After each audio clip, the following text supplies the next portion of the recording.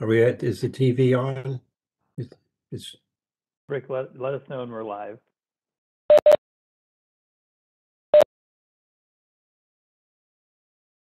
All right, I'll go ahead and do the Open Public Meeting Act announcement. This is a regular Oh, thanks for the reminder. Yeah, I don't see it either. All right, there we go. There we go. All right. This is a regular meeting of the Zoning Board of Adjustment for Wednesday, January 26, 2022.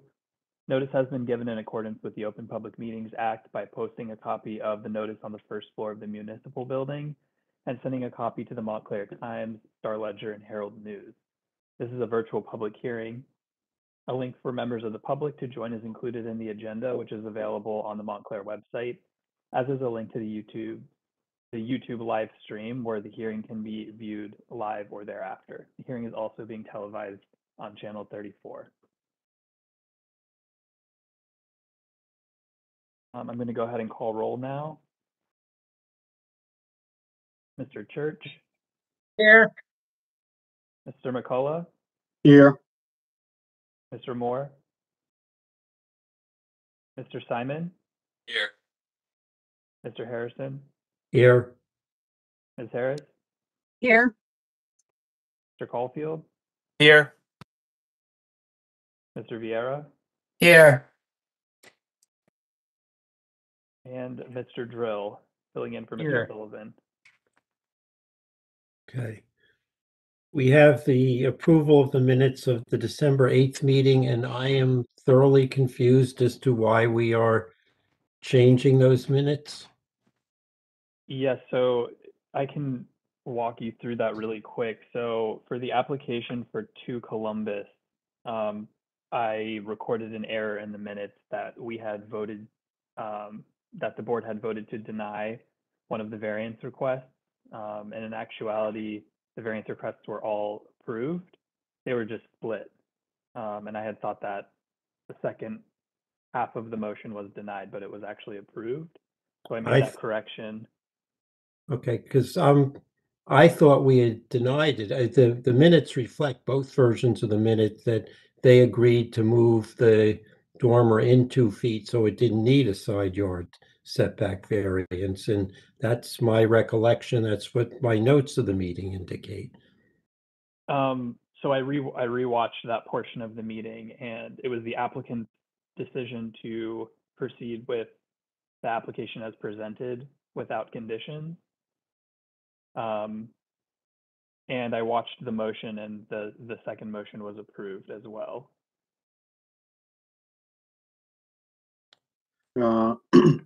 Mr. Chairman, I noted a couple of other things in there.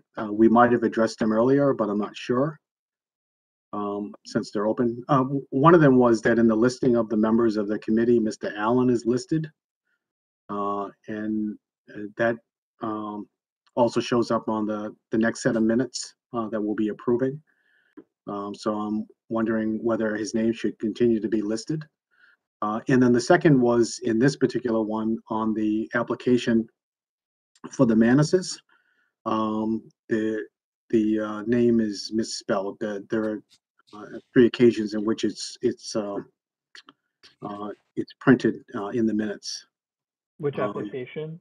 Okay, 1 second. Let me. Okay. So first would be on page 8 on line 18. And we have an ES. I think it should be a NUS apostrophe. And same thing on line 25. And then finally, let's see where else. Okay, on page. Is plural of a last name that ends in S, not ES? Is it an apostrophe? It should be just an apostrophe after the S, yes. Okay. And on page 10, on line 26th. Okay, got it. Okay, thank you. Yep. And I'm sorry, I was misremembering, but what happened was for the second motion for 2 Columbus, the motion was to approve, and some of the board members voted to deny, but some voted to approve, I believe, and it ended up passing. I think the motion was it was put out, the motion could be to deny or to approve, and the motion was to approve, and it was passed. But that's what happened on the application we heard at the last meeting, but Yes. I will stick with that is not my recollection what happened on the Columbus Avenue application. And Okay, then so the- maybe what we can do is we can table this until the next meeting. We can review, and then we can vote on the December 8th meeting minutes at the next meeting. And the resolution, I think that's a good idea, and I will Okay, watch the YouTube video as well. okay. And is that correct, Mr. Chairman, that Mr. Allen is no longer serving on the board?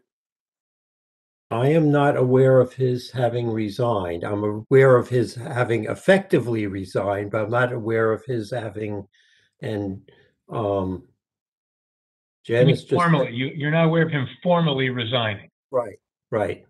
You know, and Janice just sent an email to the council concerning appointments and reappointments and indicated that he shouldn't be reappointed, but didn't indicate that he was no longer here, even though he obviously hasn't been at a meeting for a good A long year and time. a half. Right. All right. And that'll be sorted out. And Mr. Chairman, I'm sure you're aware of this, but if the governing body wanted to, there's a removal statute. And if he missed 4 consecutive meetings, they can remove him. Right. At the moment, my concern is getting people appointed and reappointed and not, and that would solve the problem. His term is up, and I'm more interested in a replacement than going through the motion of removing him. But yes, I am certainly aware that that provision exists, but at the moment it's filling the vacancy, no matter how you look at it. I don't think it's necessary to remove him since his term has expired. Okay. We have the minutes of the January 12th meeting. I just have one correction on page 7. It should note that I recused myself from the Bloomfield Avenue application at the beginning of that discussion. Does anyone else have any changes to that resolution? If not, does someone want to move the resolution with that change? In the minutes, right? Minutes, yes. I Second, would-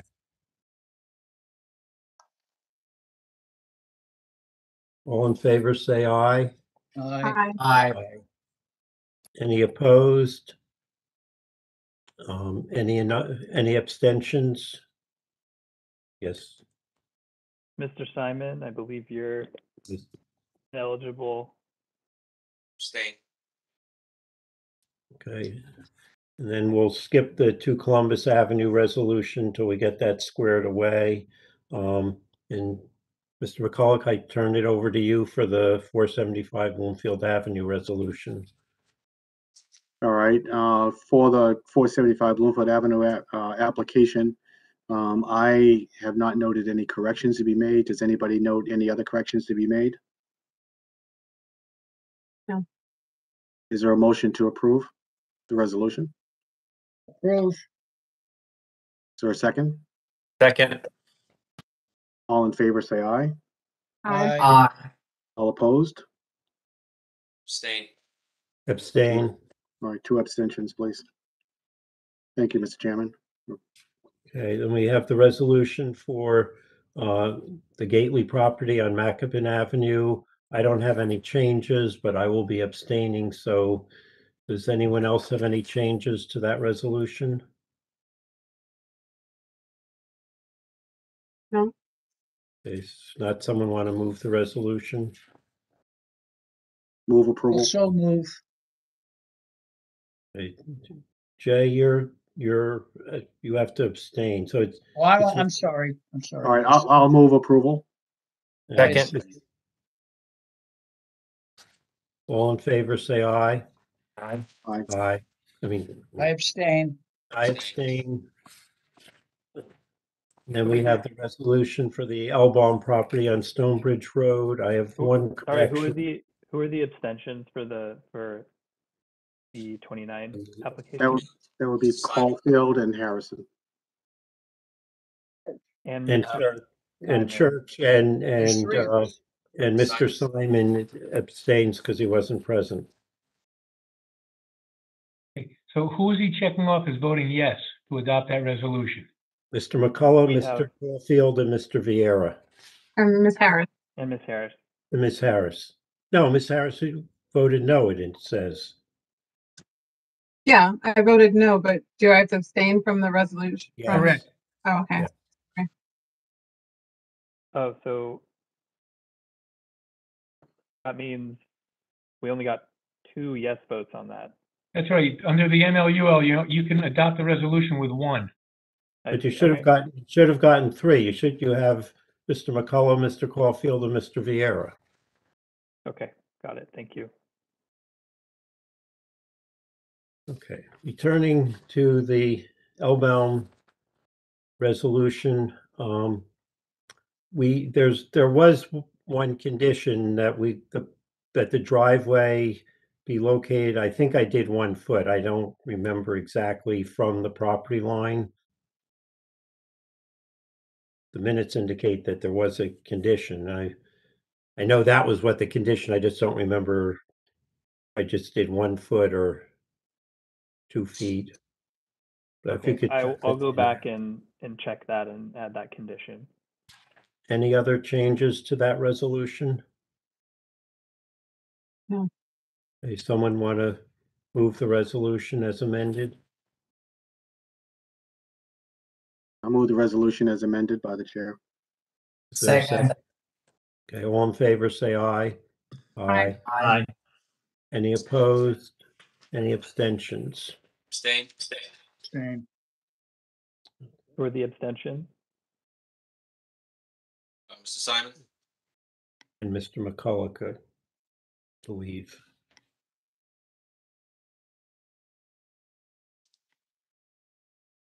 First Okay, thank you. First application is that of Linda Gable Adams for property at 80 Watchung Avenue. This is an application to construct an addition to an existing house. The property is in the R2 two-family residential zone and is designated on the township tax maps as Lot 34 and Block 2503. A variance is requested from Montclair Code Section 347-45C3, which requires that additions to existing buildings comply with side yard setbacks of 6 feet for 1 yard and 10 feet on the other, and the proposed 2 additions have side yard setbacks of 6.81 feet and 2.1 feet on the other side. A variance is also requested from Montclair Code Section 347-45C4, which states that the maximum permitted width of the addition to the principal structure shall be 65% of the width of the lot, and the 2 additions have a maximum width of 75% of the width of the lot. Are taxes paid, and is the notice in order? Yes,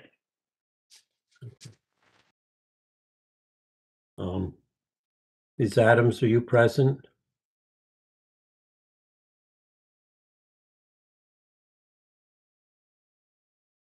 she's been made a panelist. You should be able to, Hello, oh, there we go.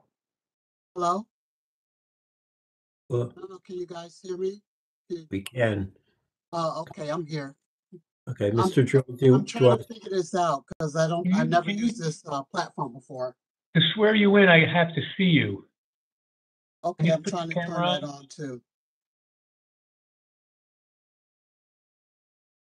Video system. Mr. Chairman, technically, to swear her in, I have to be able to see her. Yeah, Unless- I'm trying to connect. Ah, there we go. Can you raise your right hand? Yeah. And do you swear or affirm that the testimony you give in this matter will be the truth, the whole truth, and nothing but the truth?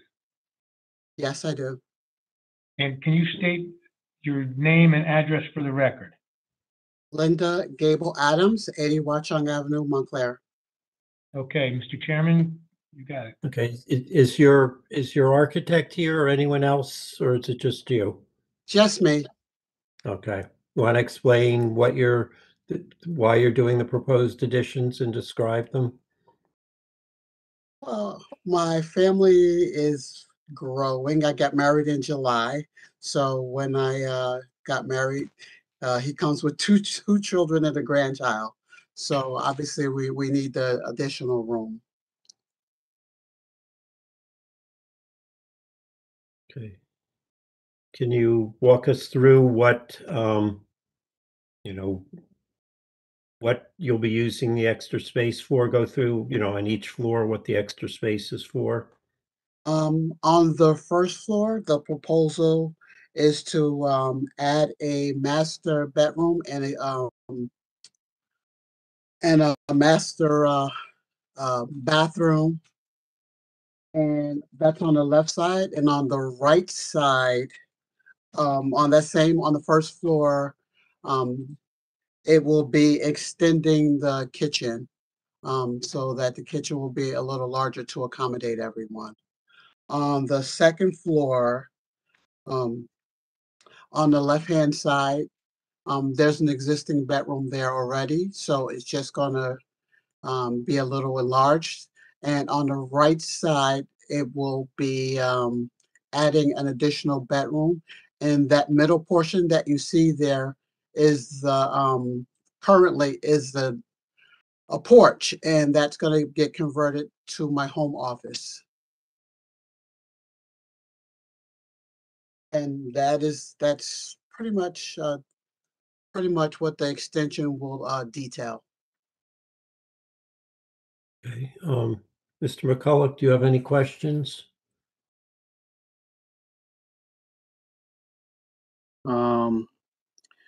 So just I guess the one question I think I am clear on this. The porch, based on the photos, has two sections to it. Do I understand correctly that one section, the section closest to the house itself, will be eliminated? So it's just the Yes. extension. So the home office essentially will be where the existing that second part of the porch is going to disappear. That's where that home office will be. Is that correct? Correct. Because on the first floor where the bathroom is going, that's currently my office. Okay. Thank you. And then the extension that you're putting on the house,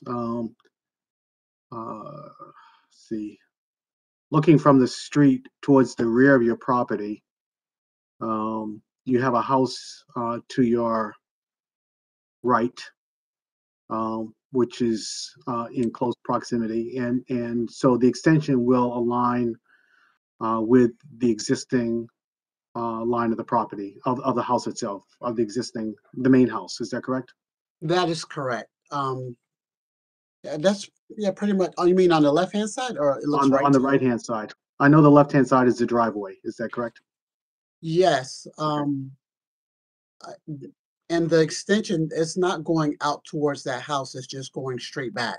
Straight back. So yeah, there's nothing that's going like to the left or the right. Everything is just going straight back. You put that plan back up that shows that, the next sheet. And so then the new extension will be essentially across from the porch of that house to your right.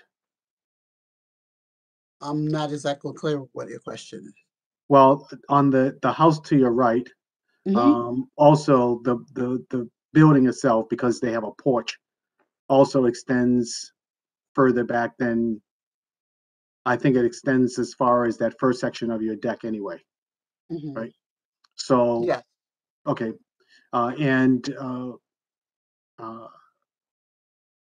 okay, I just want to make sure that I have the right alignment. I'm good. Thank you. Okay.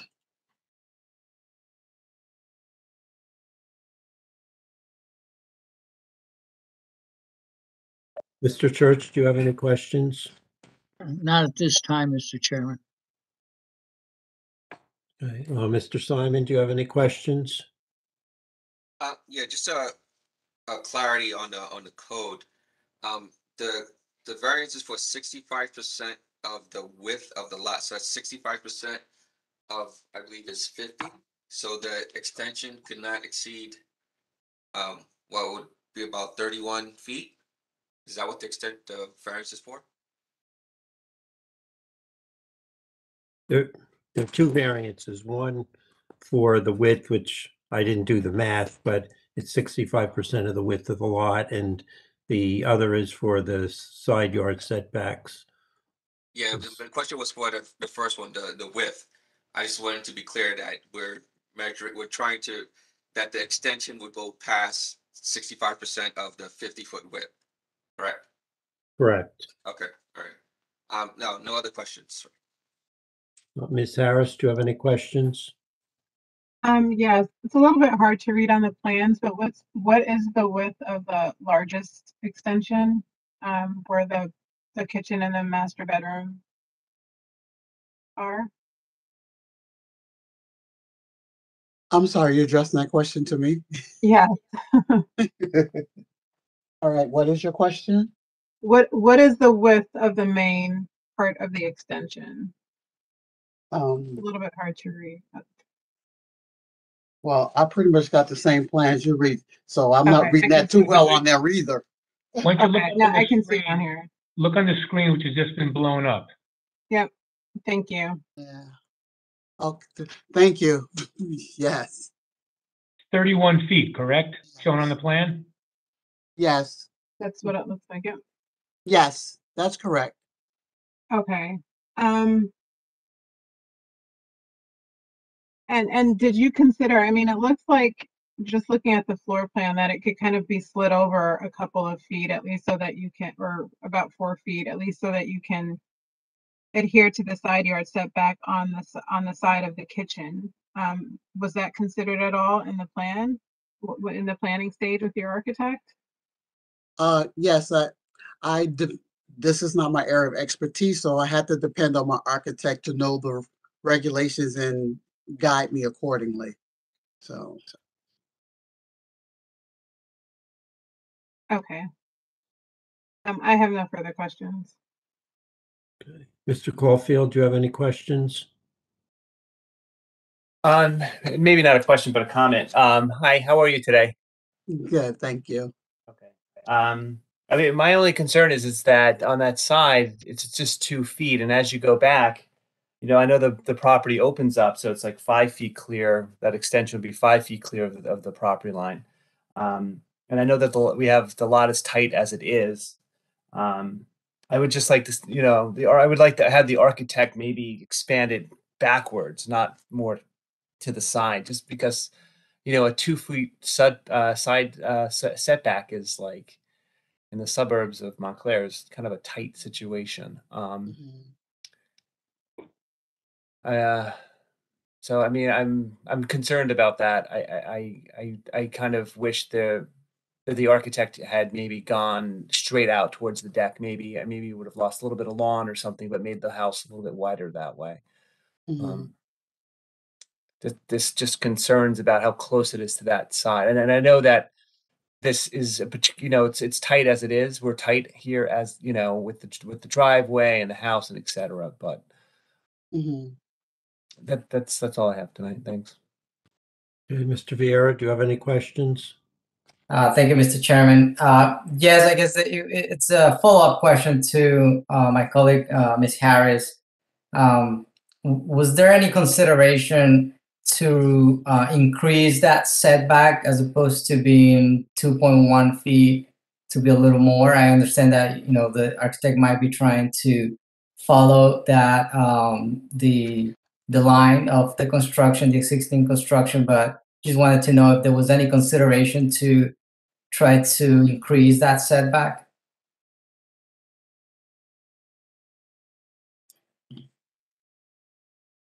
Ms. Gable Adams. Oh, I'm sorry, I knew you were addressing that question to me. Yes.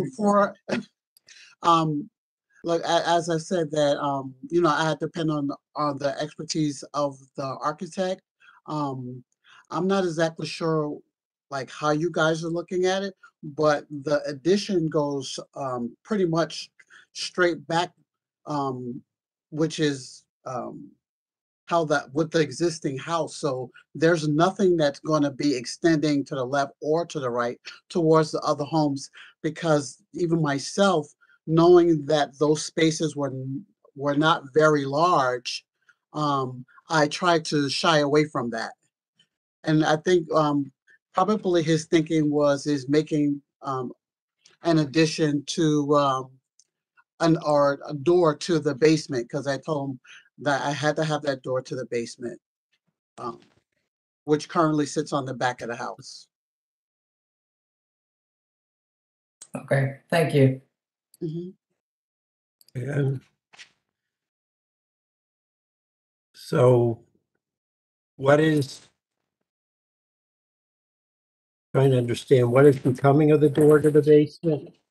Doesn't that have to be relocated, or that's just being It's being relocated.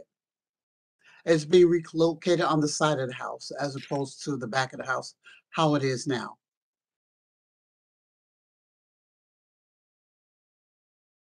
okay. So that wasn't a limiting factor in where you're doing the addition, I guess. And unfortunately, the plans don't have the dimension that the property line goes away from Mhm. the house, hence the addition. So the back corner of the addition is further away than the 2.1 feet the existing house is, but there's, no dimension there for the house part. The deck I'm not concerned about, and I guess I'm not sure why you couldn't have gotten the same size, moved it in. I don't think we would have needed fully conforming at the corner of the existing house, but so you'd have a greater setback as that goes on, and you're not adding to the encroachment, as it affects your neighbor's porch. Um, But it's hard without the architect here to know how we could accomplish that. Okay. Any other questions from board members? Okay, and for members of the public, we're going to unmute you, and if anyone has any questions, comments, testimony on the application, now's your chance. You'll be unmuted, or if you're watching on YouTube or Channel 34, you want to call in, do so exceedingly quickly.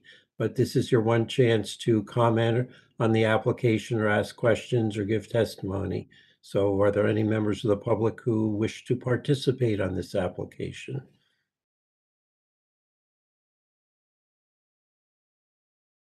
There are members of the public. I'm not able to unmute any of them. Their mics are all inactive.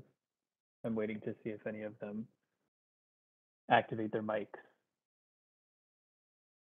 But they could if they wanted to. You've removed the, I understand they have to unmute themselves, but if they did that, they'd be able to participate. That's right. Okay. So last chance, if there are any members of the public who have questions about this application, testimony, comments, this is your chance to ask your questions or give your comments on the application.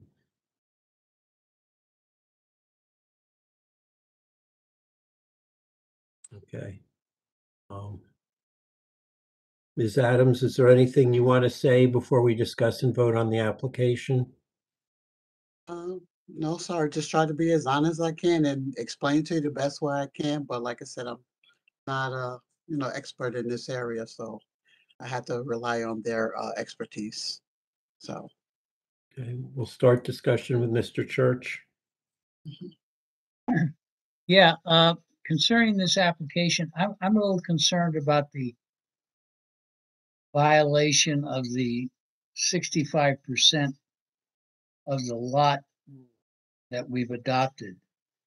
I'm wondering if not, I if we could not bring it in a bit so that we don't have to deal with that on this application. I think that I know the lots there are very narrow, and it takes a lot to put an addition in. But if the architect could come up with something that would take it away from, go back further rather than move it to either side at all, I would feel better about it. But I have a real problem with this 65% thing being violated, because we get a lot of applications. We've gotten a lot of applications recently where people are doing that, or attempting to do that. And I'm going to hold my vote on this until I hear from other members of the board. If I may, Mr. Chairman, thank you. Okay, just bear with me. Mr. Simon? I'm generally in favor. They follow the lines of the existing house, and the lot is very deep, so you're limited in how many directions you can go in. So I am in favor of this. Okay, Ms. Harris? I don't have an issue with the width of the addition per se, just because it's not a contiguous addition, and the bulk of it conforms with the 65% requirement. I do think, just looking at the internal floor plans, that the architect could possibly move the addition plan left, so that we would only have the encroachment on the side yard on one side, on the driveway side, as opposed to on both sides. But also to just understanding that the lot line does kind of move away from the house as you get further back. That could just be a matter of a foot or two of moving that addition so that we can have at least one side comply with the side yard setback. So I'm not sure how we deal with this since the architect is not here, but I do think there are other solutions, so that we don't have so many variances on this property. Okay, Mr. Caulfield? Thank you, Chair. Hi, Ms. Adams. Hi. I feel like you paid for the plans of the architect and all that stuff, and I feel like you should go back with these comments to the architect and get this somewhat fixed for you, because you've gone down the line. You're kind of close to this. Like I feel like you can get that extension in the back 6 feet clear of the property line, because I scaled it. It looks like it's 5 foot in the farthest. You bring that in 6, and it comes down, you might have a 3 foot side there, and that might be somewhat acceptable for me in that sense. But I just feel like for you're a growing family and you want to expand and stuff like this, and I think that there's some concerns that this board has brought to you and that you technically might not be able to answer, but the architect could. And I feel like you need to think about that aspect of it. Thank you. Okay, Mr. Vieira? Thank you, Mr. Chairman. I'm also with my colleague, Mr. Caulfield.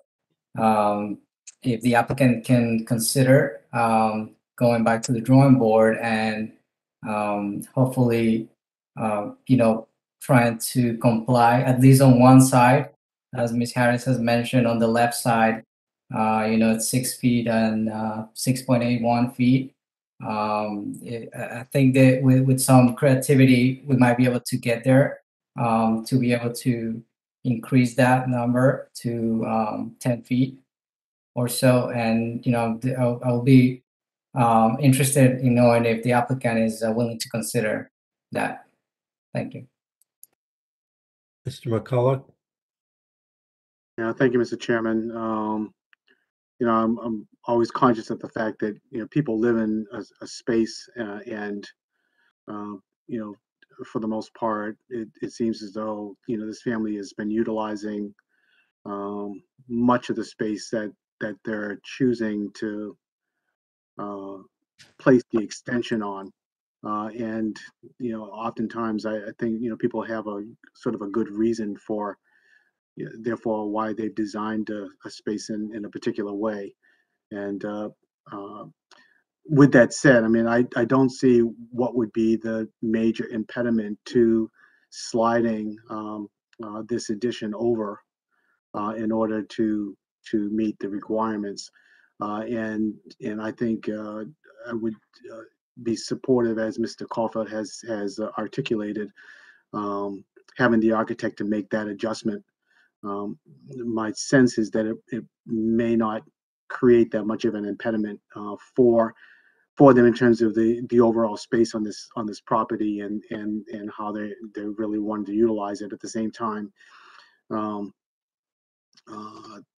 having it's one thing, to have the sort of the houses aligned side by side, but then to have an extension go on and it's so in such close proximity to that porch, it may perhaps create a level of discomfort for the neighbor in terms of how they utilize that porch. So if there's a way that the architect can slide it over just a little bit and create a little bit more space, I think that would be a good thing, and I would certainly be able to support the application with that in mind. Okay. I'm going to be debating with myself. Let me start with the building width variance. As Ms. Harris pointed out, the main addition is actually keeping to the 65%. It's a little small addition in conjunction with that. They're not making the house any wider than the existing house, and I don't think this is such an overwhelming addition, particularly given the small size of the addition on the west side. That's what actually is creating the exceedance. That I don't have any difficulty with that. The issue is the side yard variance on the east side of the property. I guess, it obviously would have been helpful if the architect had been here and could have explained better the design decisions that he made. But, even with garages, we've pretty much uniformly required at least 3 feet to side yards. Here, we kind of have an anomalous situation, or because the house is not parallel to the property lines, where if we did 6 feet at the corner of the existing house, would move it over 3 feet 10 and a half, 11 inches. You're going to end up with the rear corner of the house and then the deck way in excess of 6 feet, which I don't think is really necessary. So I think we have two choices here. One would be to have her come back with the architect so we can get a better sense of this, and hopefully she can talk to him and come up with a resolution that we can look at and say that's great, and or we can attempt to impose a condition that this is, for example, say at the corner it be at least 3 feet, and then going back so it's at least 6 feet at the corner of the house addition. But what do other board members think? I would be okay with imposing that condition that you just stated, so that the applicant doesn't have to appear before the board again. Okay, any other comments from board members? I'm in favor of that too. I'd support that. Yeah, I'll support that too. Okay, does someone want to make a motion?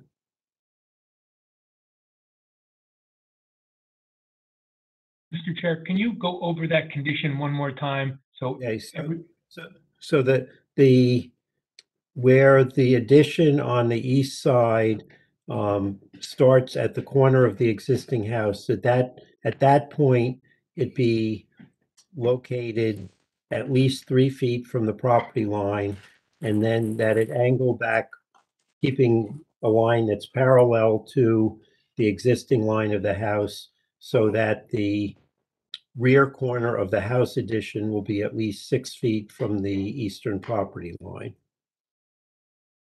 And Got the deck would maintain at least a 6-foot setback to the property line. And by the So- way, do we know that says existing deck? That doesn't say new deck. It is an No, existing deck. existing. Do we know the dimension of that existing deck off the side yard? No. Because just eyeing it up, it doesn't look like it's 6 feet to me. Jonathan, it's 5 feet, it looked like, scaling it on the survey. But if I don't know how they can do the addition without moving the deck. Yeah. I don't know anything about that, but I do know what that plan shows. The deck looks like it's about 15 feet wide. I mean, can I ask a question of the applicant? Yes, Do you know if the architect has designed this so you're doing an addition and not demolishing the deck and rebuilding the deck? Or do these plans really show that that deck's going to stay throughout the construction? No, the deck is going, and just a small part of the deck is staying. Well, which part of the Where deck the is new- staying? The Where part, the new addition is going, there's a deck there now that is being demolished. Where it shows existing deck, that part of the deck is staying. So if you Mr. look Chair, at it I'm not from plan, suggesting one thing or the other, but if you wanted that condition with the 6 feet, you could include in there that they have to Let- demolish let- that deck and rebuild it. well, I mean- let me try. Let's do this. If the existing deck is keeping the part of the deck that is closest to the eastern property line is going to remain as is, it can remain as is. If it is going to be removed, then it would keep at least a 6-foot setback. Got it. Okay. Does someone want to make a motion? All right, so I'll move approval with the conditions as set by the chair. Is there a second? Okay. Tommy, you want to call the roll? Yes, we'll call roll. Mr. Church, Yes. Mr. McCullough, Yes, Mr. Simon, Yes.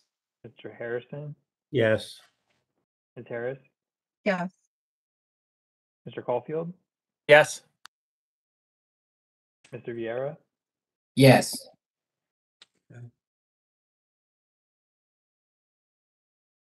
Ms. Adams, you should have your architect call Tommy in the planning office and discuss what the condition means so he understands what okay, he needs to do to revise the plans.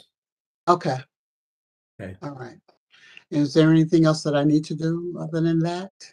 No, Okay, go build your addition and get your construction permits and go on your way and make room for your enlarged family. thank you so much. Good night. Good night. The next application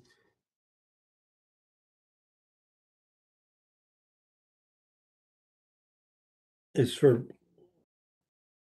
for property located at 173, 177 Highland Avenue, designated as Block 504, Lot 901 on the tax maps of the township. The property is located in the RO Mountainside Zone. The applicant is seeking to convert the existing pool house on the property to a single-family dwelling unit and is seeking a D1 variance since having a second dwelling unit on the property is not a permitted use in the zone. The applicant is the notice in order and are taxes paid? yes. Okay, Ms. John Baster, you ready to go?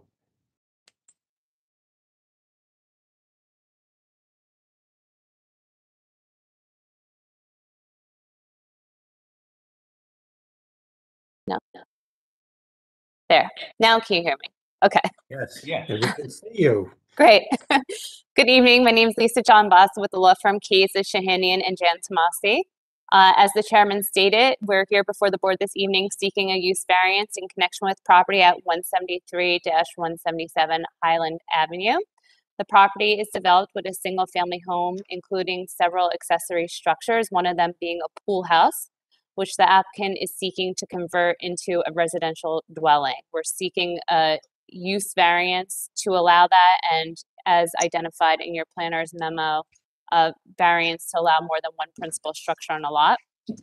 Tonight, I intend to call 3 witnesses, the applicant and property owner, to discuss the intended use of the pool house after the conversion, our architect, Paul Sionas, to discuss the project in detail, and then finally, Sean Moronski, who is our professional planner, to go through the planning proofs.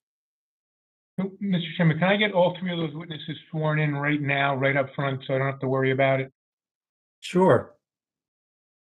I've made all of those individuals panelists now, so they should all be able to turn on their cameras and turn off their mute.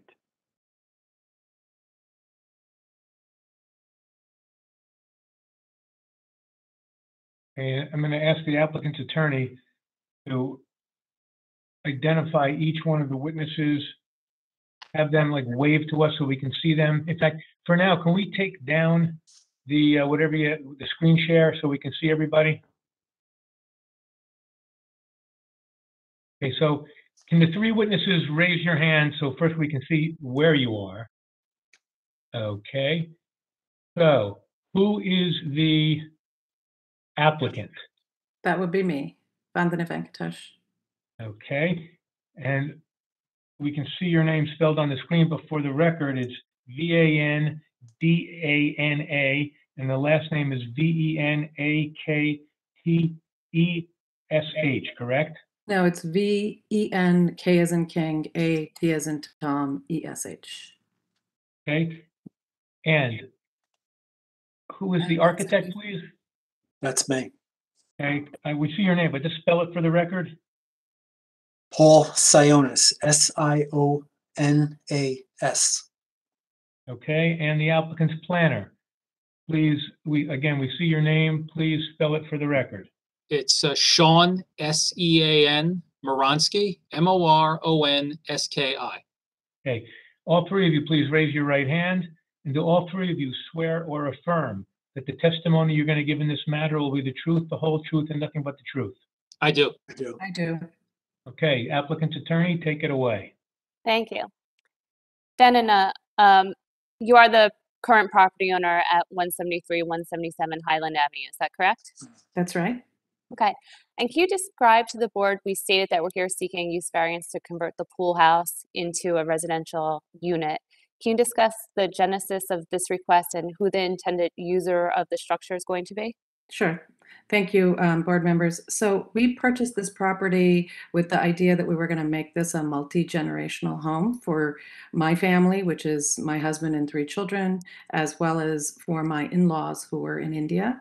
And we liked it because the pool house is on the same level as the main house. And particularly given their age, they didn't have to walk up and down the stairs and could come and go directly onto in and out of the property.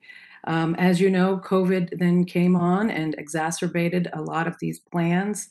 They were in India at that time. The second wave hit. We were very concerned for their safety, especially given, as you may have heard, it claimed many lives there in India because of the lack of medical care. So we were worried about them, so we accelerated them coming to the United States. They came here in August of last year.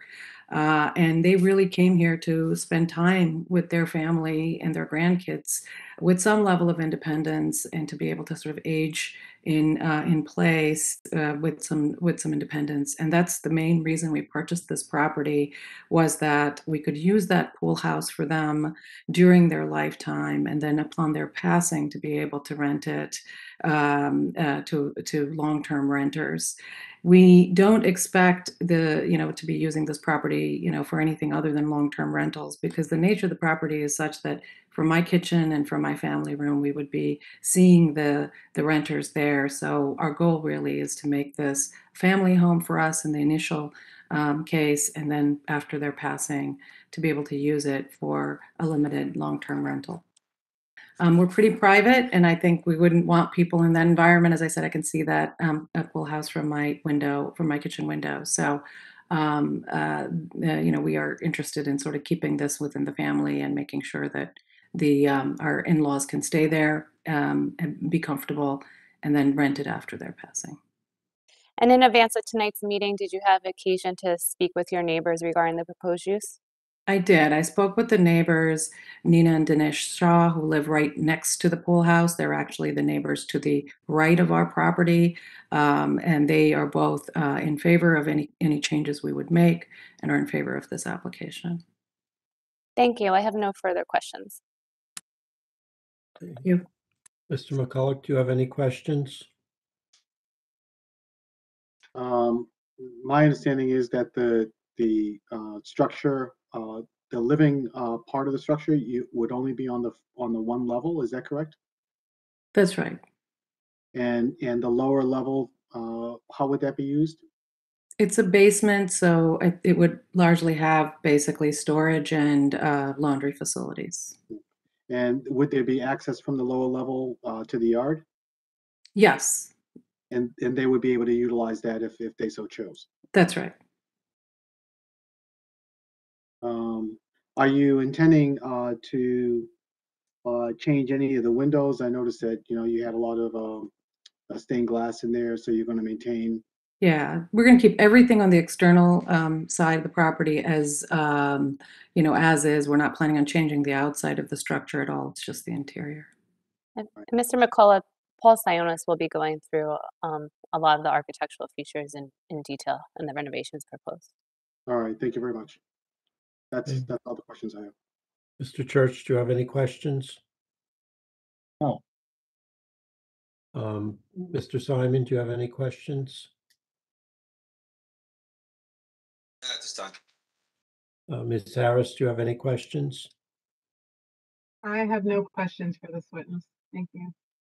Mr. Caulfield, No questions, thank you.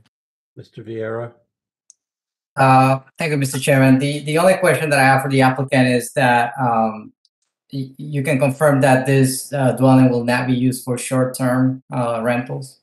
Yes, I can confirm that. Yeah, thank you.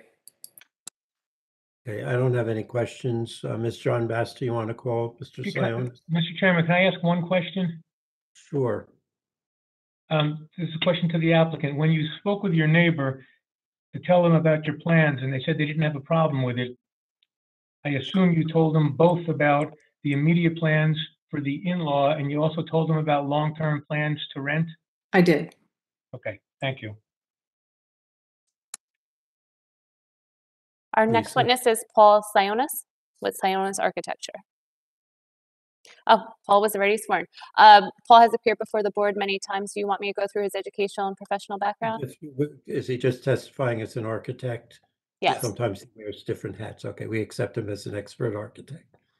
Paul, I believe you submitted a presentation dated December 8th, 2021 to the board? Yes, I did. Okay. Did you want to walk through that presentation, describe the project to the board, please? Yes. Tommy, can you pull that up, the PowerPoint?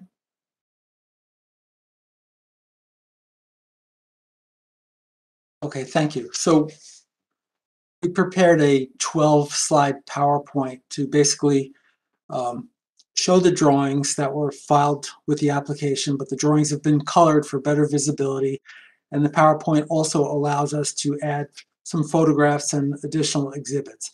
So basically, this is the property is 177 Highland Avenue, which is known as Lot 9.01 in Block 504. It's a large lot. It's a unique large single-family property.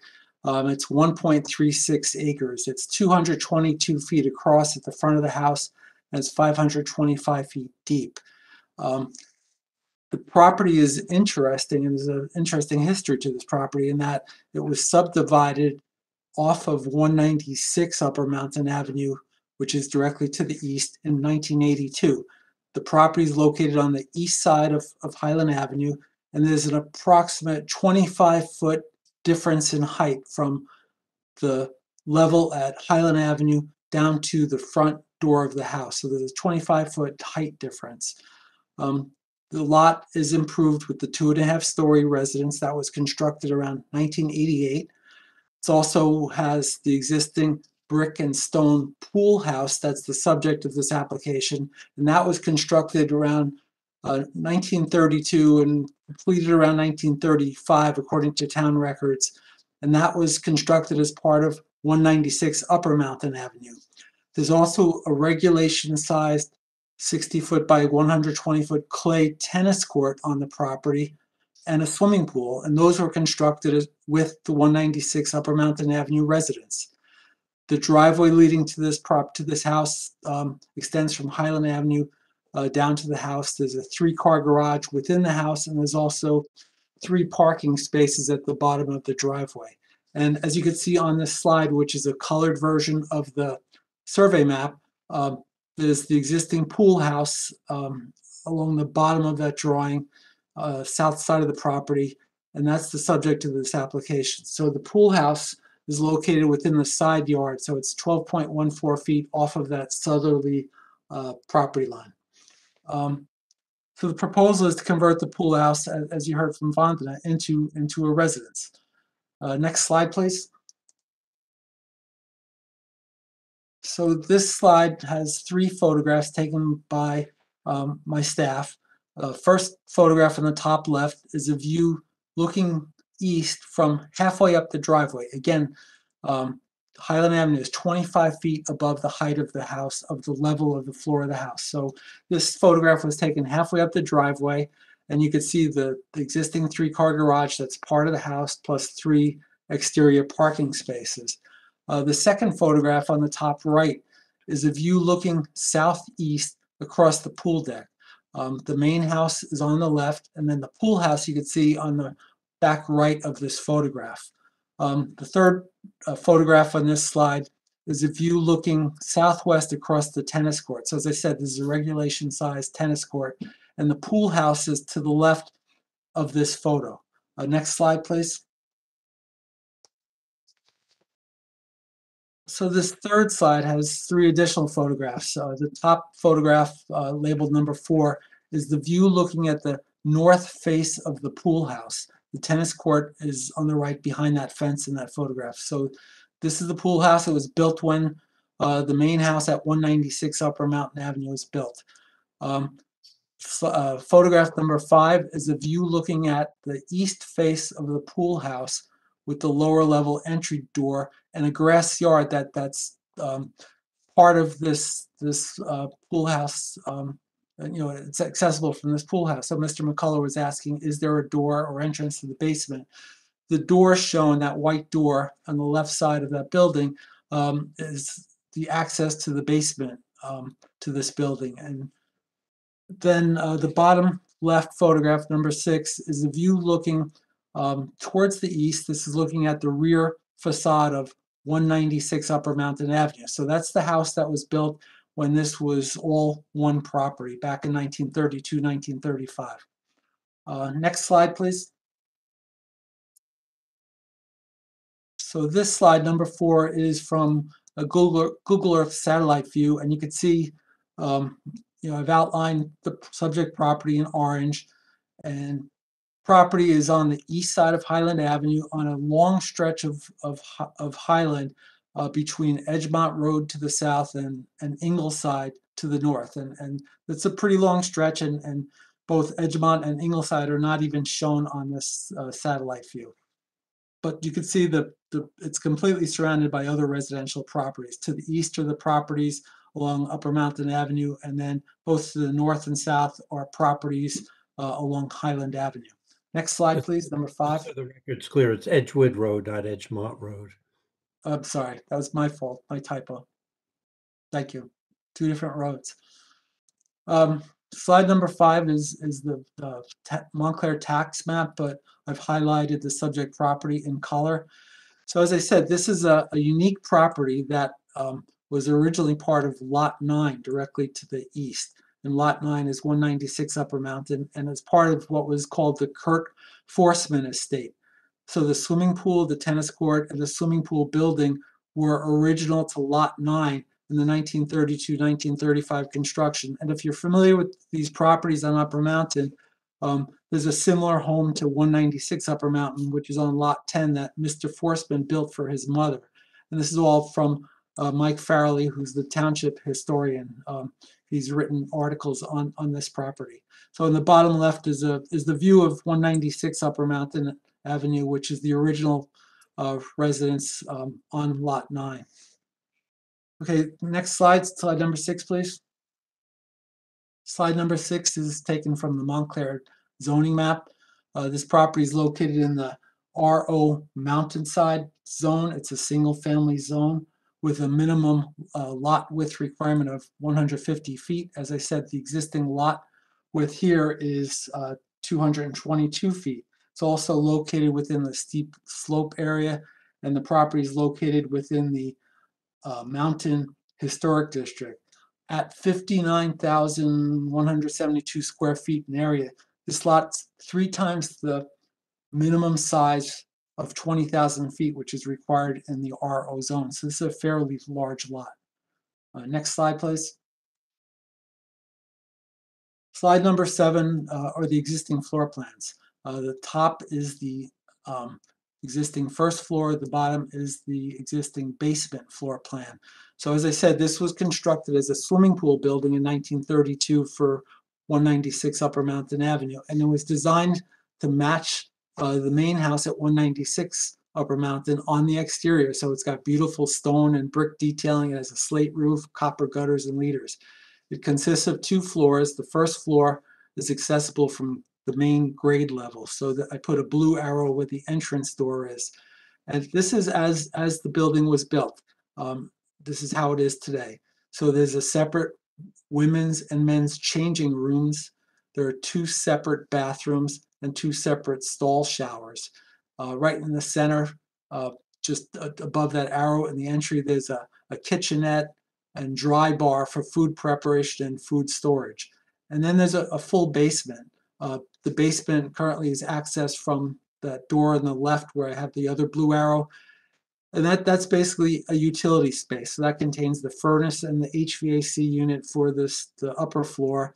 It contains the hot water heater for the upper floor, and it contains the swimming pool equipment and a pump for the well water that the swimming pool uses. So the swimming pool is fed by a well that's on the property. Next slide, please. This is a view of the interior, part of the interior of this current pool building. So this is looking northeast towards both New York City straight ahead, and then to the left is towards the main house. And this is the room that's labeled women's changing room. So they're good sized rooms. It's leaded glass windows, tall ceilings, beautiful detailing on the interior and exterior. And there's always been hot water baseboard heat within the building. Next slide, please. Slide number 9, this is the proposed first floor. So the proposal is to retrofit this first floor to contain 1 bedroom with a walk-in closet, a full bathroom, a kitchen, plus a living dining area. And then we're also proposing to install stairs, interior stairs, to access the basement level from the interior because, as you'll see, we're proposing to put a washer and dryer in that lower level. Those stairs will lead to a landing. You turn to the left, you can go out that side door, or turn to the right, you go down to the basement. So these are the changes that are proposed to the first floor. No changes are proposed to the exterior, no changes to the windows. Next slide, please. This slide is the lower floor level or the basement floor level. This is unfinished space. So with the exception of that new stair, the basement is to remain as is. This contains the utilities, as I said, the furnace, the hot water heater, the pump for the well, for the swimming pool. And the goal is to put the washer and dryer down in this lower floor level. Next slide, please. These are the exterior elevations all the way around the building. So as I stated, the exterior elevations are to remain untouched. The original stone and brick detailing, which are beautiful, will remain. The original leaded glass windows are to remain. The original slate roof is to remain. There's an exterior fireplace and chimney on the front of this building. And then, as I said, the building was designed to look like and be a part of 196 Upper Mountain Avenue, which is the house below this property. So the top left photograph is the north elevation, which is where the main entry is to this building. Top right is the west elevation view towards Highland Avenue. But again, this is 25 feet down from Highland Avenue, so this building is not visible from Highland Avenue. Bottom left is the east elevation. That's the door to the basement that I described, leading out to a small separate yard. And then bottom right is the south elevation. This is the view closest to that southerly property line. Next slide, please. And basically, this is a zoning chart, but we'll have our planner testify. But I just want to repeat that when the applicants, Vandana and her husband Pramod, learned that their elderly parents were moving here, they discussed several options that would help them live legally on the same property but remain independent while they're still able to do so. We talked about the definition of a carriage house, which, you know, the thing is, this was never a carriage house. It was always a pool house, and no one ever lived in here legally. So the goal is to allow the applicant to retrofit it for their parents and then be able to rent it at a future date rather than disassembling it or using it illegally. So that, you know, we looked at, and we'll hear from our planner, but we looked at, you know, the conditions for establishing or reestablishing a carriage house, and it complies with all conditions except one. So it's on the same property as the original principal dwelling. The property has a minimum area of 20,000 square feet. The property is 59,000 square feet. So condition C is that residential use of the carriage house shall not be permitted on the first floor. So the goal is to put the dwelling on the first floor. So because of that, it cannot comply with the conditions for the carriage house. The minimum habitable floor area shall be 500 square feet. The floor area of the first floor is 728. The gross floor area shall not be expanded. There are no changes proposed, so the floor area would remain. And then item F is that at least 4 on-site parking spaces, 2 of which shall be enclosed, shall be available for use by occupants of the carriage house and the principal dwelling.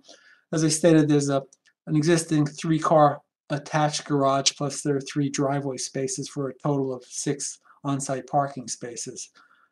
So again, the goal is to legally convert this into a residence. We initially looked at, you know, establishing this as a carriage house, but it was never a carriage house. So that completes my testimony, and I'll answer any questions. Paul, just one follow-up question. We just went through the conditions for a carriage house. Is your testimony that a carriage house, if this was at one time used for a carriage house, the reuse or renewal of a carriage house for a single family dwelling would be permitted in the RO zone where this property is located? Is that correct? That's correct. So although we're not technically a carriage house, we do more or less satisfy the intent of the carriage house and the conditions of that conditional use. That's correct. Okay, thank you. Thanks. Okay. Well, Mr. McCulloch, do you have any questions? No, I don't have any questions. Thank you. Mr. Simon, do you have any questions? Yes. What is the access to the street for this proposed residence? The access to the street is from the driveway. If we go back, Tommy, can we go back to slide 1? Thank you. That's the survey map. So the access is that driveway on that top of the drawing, or the north side of the property. So it's fine while the inhabitants are family, but if the intent is to make this a long-term rental, they would have to walk past the pool, past the residence, and then down the shared driveway.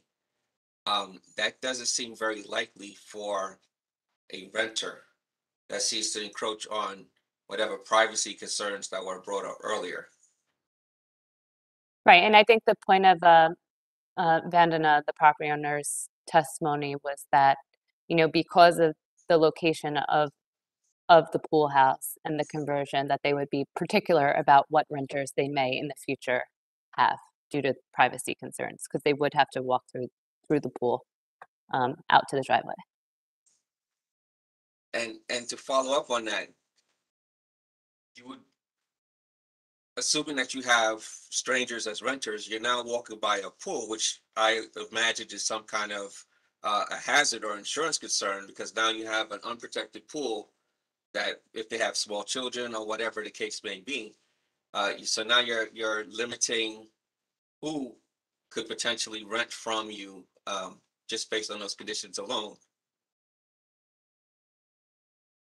Right. It would be by choice, whatever tenant would choose to live in this type of living situation. So is there any way that, you have, I mean, there's greenery on the other side of the court where they would have direct access to the street without having to cross along the property? I don't see that. I mean, there's nothing there, but I'm saying, was there any consideration about having another direct line to Highland Avenue? That path next to the house, to the west of the pool house, what does that lead to? Path to the west of the pool house. That Yes, that little gray. yes. Vandana, does that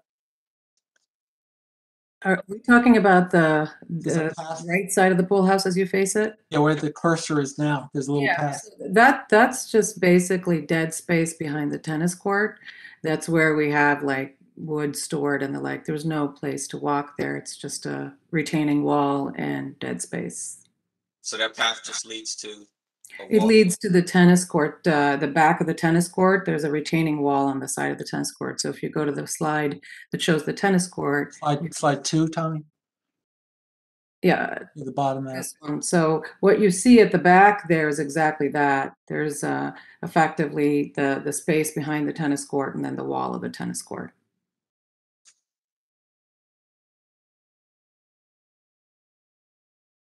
Okay.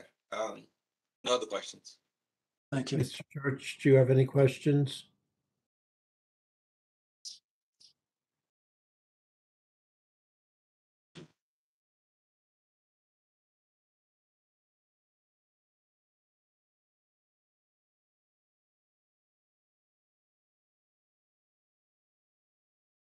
Jay, do you have any questions? I'm sorry. Yeah, I have a few. My understanding is that a carriage house is permitted as a second residence on a property if it was constructed prior to 1978.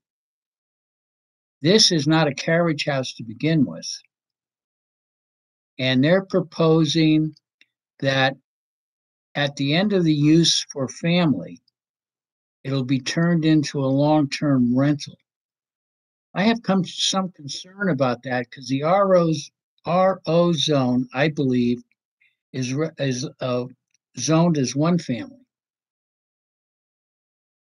If I'm wrong on that, I stand corrected, but I think that's it. And that kind of says we're doing two things. We're changing this from a pool house to a carriage house requirement, and we're allowing in the long term a rental property in a R1 zone, unless I'm wrong about that. I'm concerned that this is not a carriage house, and we're converting a pool house into a carriage house in order to accommodate this application. So I would like to hear the architect or the planner explain what's the reasoning behind this, or how do we get around that? Our planner will get into detail on that. We are asking for a use variance. The testimony from Paul Sionas was that this is, although not a carriage house, it's akin to a carriage house. And Sure. our planner will get into the details on your questions. Ms. Harris, do you have any questions? No, I don't have any questions. Mr. Caulfield? You have- Just a comment. I'll wait for the planner to ask him some questions. But I think we're trying to change a pool house into a carriage house. I'll ask him when that time comes. Thank you. Okay. Mr. Vieira, do you have any questions? Yes, thank you, Mr. Chairman. The question for Mr. Sionas, what is above the first floor? Is there anything, storage space or any effective floor above it? No, it's a one-story building. It's just a tall ceiling structure, as you see on slide 8. Tom, if we could go to slide 8. Right. So it's just a high ceiling. Okay, and there's no changes to that existing use? No changes to that height or that structure, correct? Structure itself. Okay. All right, thank you. Thank you.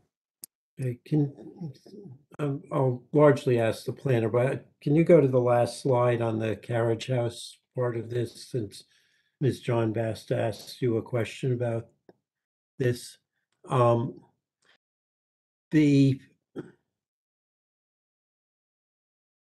of the requirements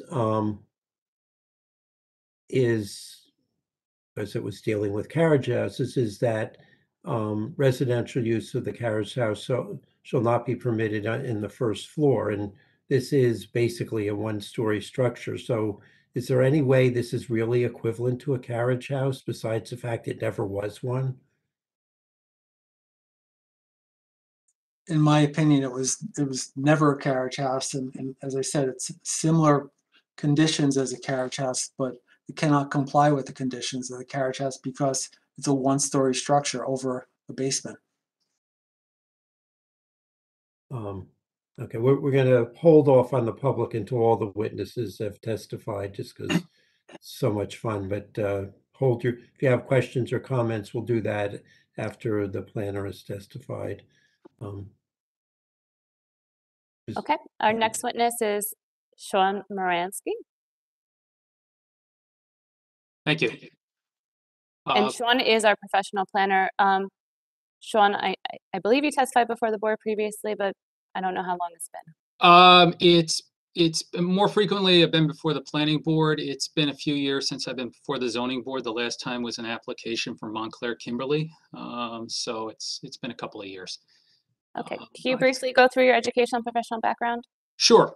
I'm employed with Langen Engineering and Environmental Services in Parsippany, New Jersey. I have a master's in planning from New York University. I'm a New Jersey licensed professional planner since the year 2000. My license is current. Member of the American Institute of Certified Planners since 1999.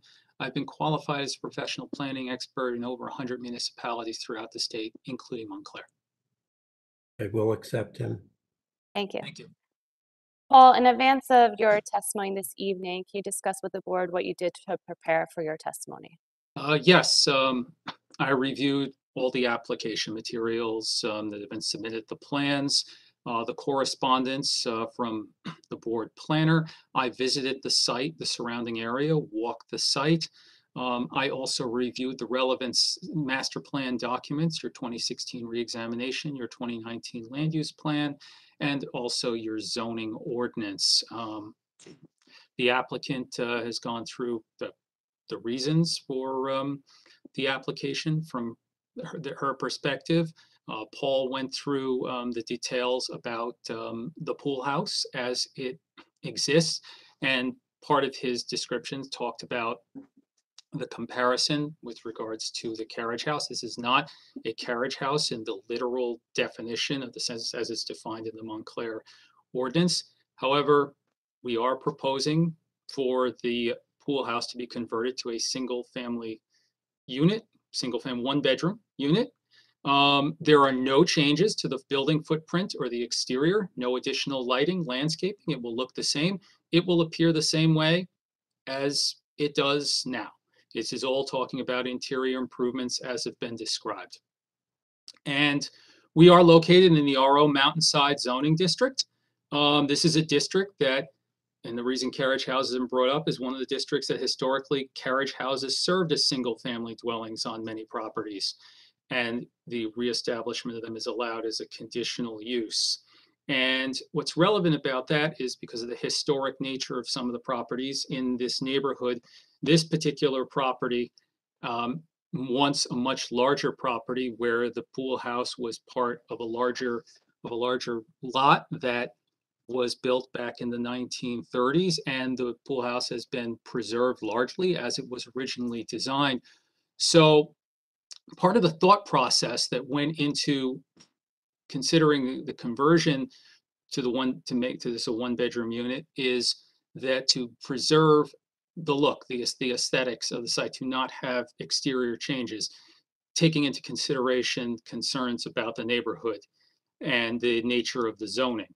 And we went through the requirements with regards to the carriage house just to show the relative comparison, because those requirements are there because there are concerns about the potential impacts of an additional dwelling unit would be considered an accessory dwelling unit. In terms of the size of the property, it's almost 3 times the size of a property in the zone. The minimum habitable floor area is 500 square feet. We're at 728 square feet, almost 50% more, so that complies.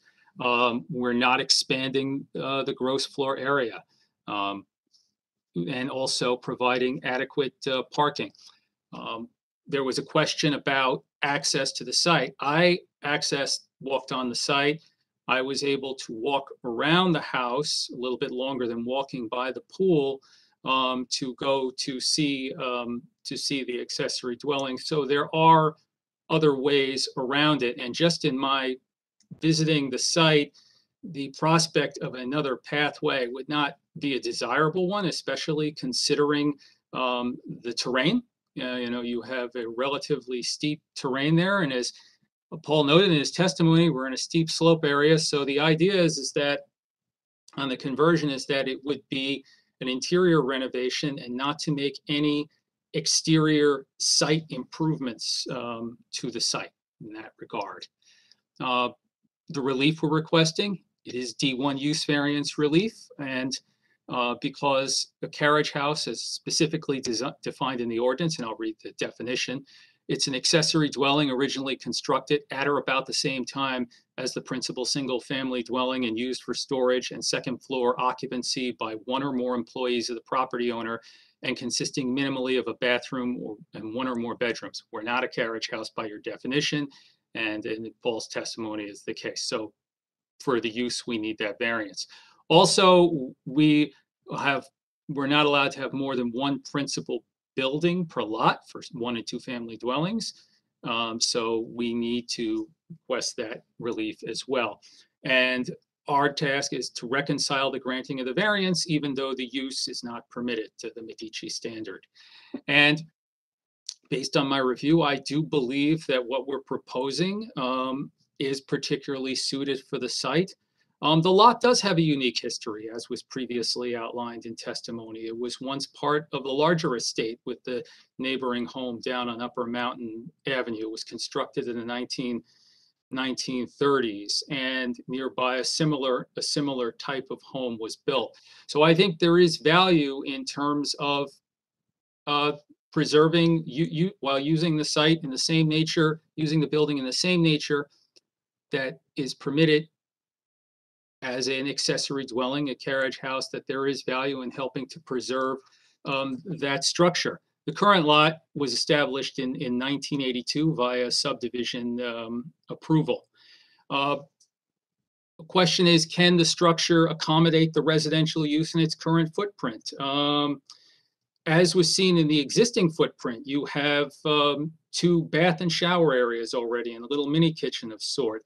The proposed interior improvements are going to convert that to a conventional 1-bedroom dwelling with a kitchen, 1 bathroom, living room, laundry space, and it would be a distinct household unit, which goes to a point that was made earlier about the idea of an independent household being able to live in that building.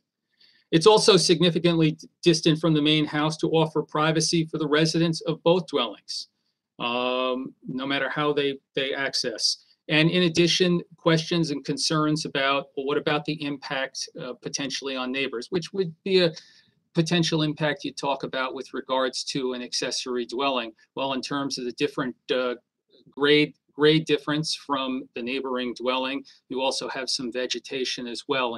And given the relative size of the site, and also that there are going to be no exterior changes, I think that there is sufficient distance to mitigate any potential concerns from neighbors. A lot of pool houses, they're mechanically connected or adjacent to the in-ground pool. That's not the case here, because this is of a different design. This is not a typical pool house we think of a more modern design. It's a fully enclosed historic structure from the 1930s, masonry facades, chimney, gable roofs. From the outside, when you look at those photos, it does look like a small residential dwelling. It doesn't look like a pool house in any modern sense of the word, and we don't require any exterior modifications. The house has appropriate size, design, and distance from other structures to comfortably accommodate a self-contained, self-sustaining dwelling for a small household. And the proposed use can be accommodated with no site changes. It can accommodate parking. It can address privacy concerns. There's no additional lighting. And it also is helping to preserve for a longer period of time, even beyond my client's parents living there, the idea of having an accessory dwelling unit in that structure. I believe we further several purposes of zoning with the requested variance. Purpose A, encouraging action to guide appropriate use and development of land in a manner that promotes the health, safety, and general welfare. It allows for the development of a dwelling unit that is substantially similar to carriage house uses that are permitted in this zone under the conditions that we talked about. And you're even talking about a use that is at a lower scale. For example, carriage houses, they're supposed to be on the second floor, whereas this is I would say more modest in terms of scale, one-story dwelling. Purpose C, promoting the establishment of appropriate population densities, contributes to the well-being of persons and neighborhoods and preservation of the environment. Is not only allowing for the development of the dwelling unit, but I believe there's also the public benefit of helping to enhance and preserve a structure that was designed at a time of historic note in terms of the design of Montclair and that particular neighborhood. And there's purpose G, providing sufficient spaces and appropriate locations for a variety of uses according to respective environmental needs to meet the needs of New Jersey citizens. The house has a unique history, and the site is able to accommodate the use of a accessory dwelling in a carriage house style. And I think as it is permitted in the zoning ordinance under the conditions that are outlined. We have to address the negative criteria. The benefits outweigh the detriments, and these benefits have to be about public benefits, not just the property owner, but in terms of that there's accruing to the zoning ordinance, the community as a whole. There's no substantial detriment to the public good. There's no changes of the buildings or the site. This is a one-bedroom unit. It is going to be for a small number household. The applicant has committed to complying with Montclair's prohibition on short-term rentals. There's no site changes proposed. The large lot, three times what's permitted in the zone, and the existing building are able to accommodate the use without any exterior expansion or exterior improvements. There's no substantial detriment to the zoning ordinance or zone plan, in my opinion. It can meet all the conditions with the carriage house with regards to living conditions, with regards to accommodating parking, and the condition about it not being on the first floor. If anything, I think that it is a one-story modest dwelling, I think is actually helpful in terms of that its scale is relatively small, especially on a lot that is substantially larger than what is permitted in the zone. And the formal conversion of this pool house into an accessory dwelling is compatible with the historic existence of carriage houses and similar types of accessory dwellings in Montclair. The physical characteristics of the pool house, its size, its architectural design, its distance from other structures on the property, the separation from the neighbor's property, both in terms of distance and grade and vegetation, it helps to make it particularly suited for this type of conversion. And I note in your 2016 reexamination report, there's a housing objective 1, and it talks about offering housing types for a diverse population, provide a wide range of housing styles from apartments to townhouses to single family homes to meet the needs of a population diverse in age, income, and physical ability. Maintaining a zoning pattern while permitting a range of housing types at appropriate densities throughout the community. The RO zone is a single family zone, but the RO zone also makes provisions for carriage houses, recognizing the historic nature of those structures. While this house is not a carriage house, this structure was built dating back to the 30s at the time of the type of architecture and design that is part of Montclair's history, as was noted in Paul's testimony earlier. And the house offers an opportunity for a small household in need of a one-bedroom unit. To go back to the beginning where we were talking about my client talking about a multi-generational home, independent living. And it fits into the range of housing types that is consistent with the objective for housing in your reexamination report.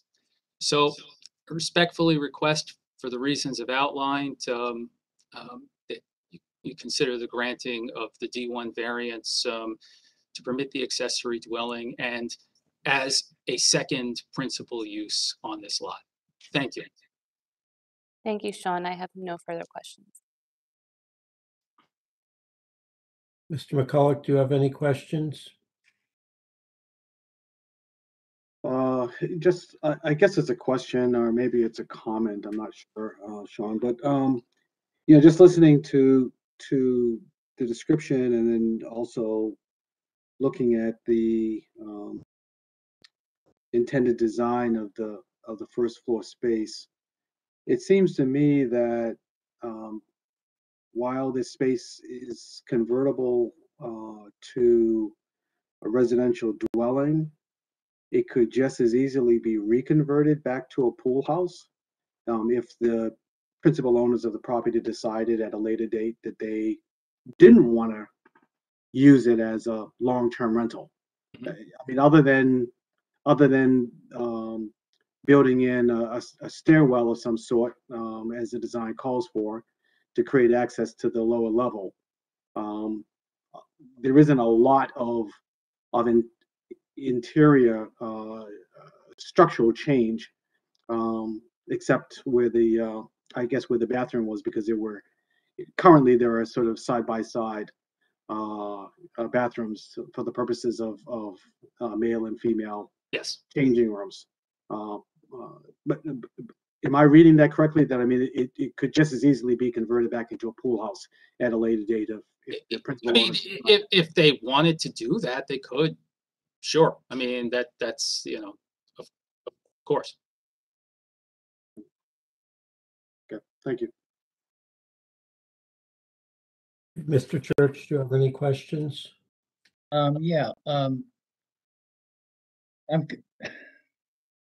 I guess not. I don't have any questions now. Mr. Simon, do you have any questions? No, no questions. Ms. Harris, do you have any questions? I do. I don't know if it's for this witness, but I know the applicant mentioned that she eventually would want to lease this long term. What provisions would need to be made around the pool in order to do that? I believe there has to be a safety fence around the pool, at least 45 inches high. Is there a requirement to do that now, or is that something that she would have to apply for once her in-laws move out or leave the residence? I can tell you right now, in the winter months when the pool is not operational, there's a cover on it, completely covering it, which basically, there's there's no ability for anybody to fall in at that time. But during the summer months, I mean, we can look at a fencing around it if needed. We do occasionally put the fencing in if we're not in the house for a week, you know, at that time. But we can look at that as a possibility as well. And the applicant would be required to comply with any building codes, which I believe regulate fencing around the pool.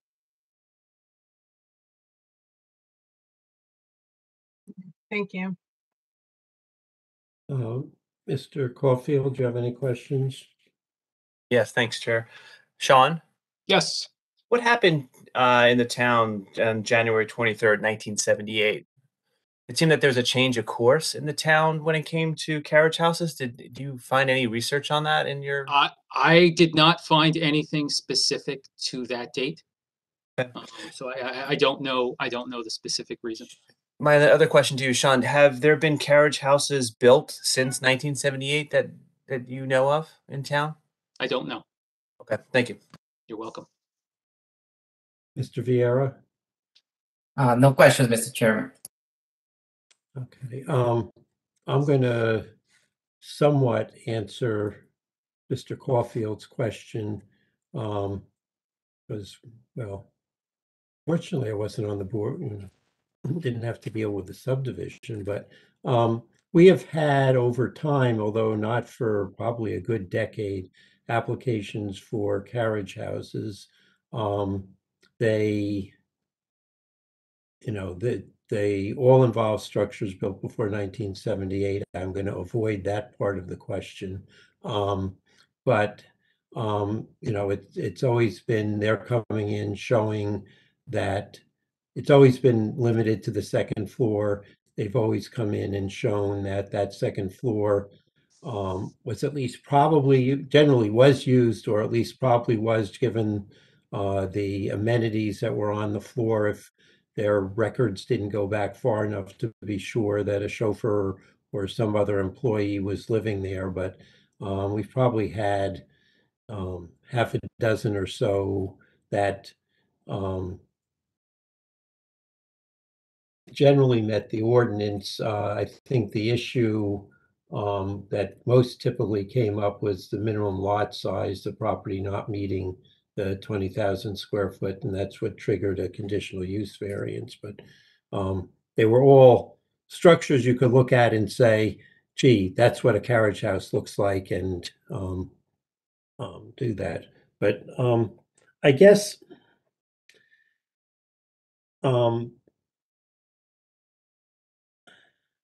I know the practical reasons for not subdividing the property, but you know, the other variances is having two principal uses on one lot, which is a, you know, fairly uniform, certainly throughout all the residential zones. What's the justification for granting that variance in terms of the criteria for granting variances? Well, in terms of that, the use, the proposed dwelling is akin to an accessory dwelling, which is similar, because the carriage house dwelling is similar to an accessory dwelling unit as well. That, you know, it is subordinate to the primary, it is subordinate to the principal use, and that in this zone, those types of uses, I know they're allowed subject to the condition, but in this particular instance, for this particular structure, that it would fit in with consistently with the idea that such an accessory structure could be on a lot in the RO zone. And Sean, would you also say, given the size of the lot and it being 3 times larger than the minimum required for the zone, that it can accommodate the additional density, which, you know, given the small size of the residential dwelling, 700 or so square feet, that is part of the proofs as well for? Absolutely, yes. This lot is uniquely, it's, and certainly in this area, is much larger than the surrounding lots, and certainly substantially larger than the RO zone minimum. And as the chairman stated, the property, given its size, there could be a legal subdivision of this lot, but for practical reasons or what have you to create a new lot for a 700 square foot structure.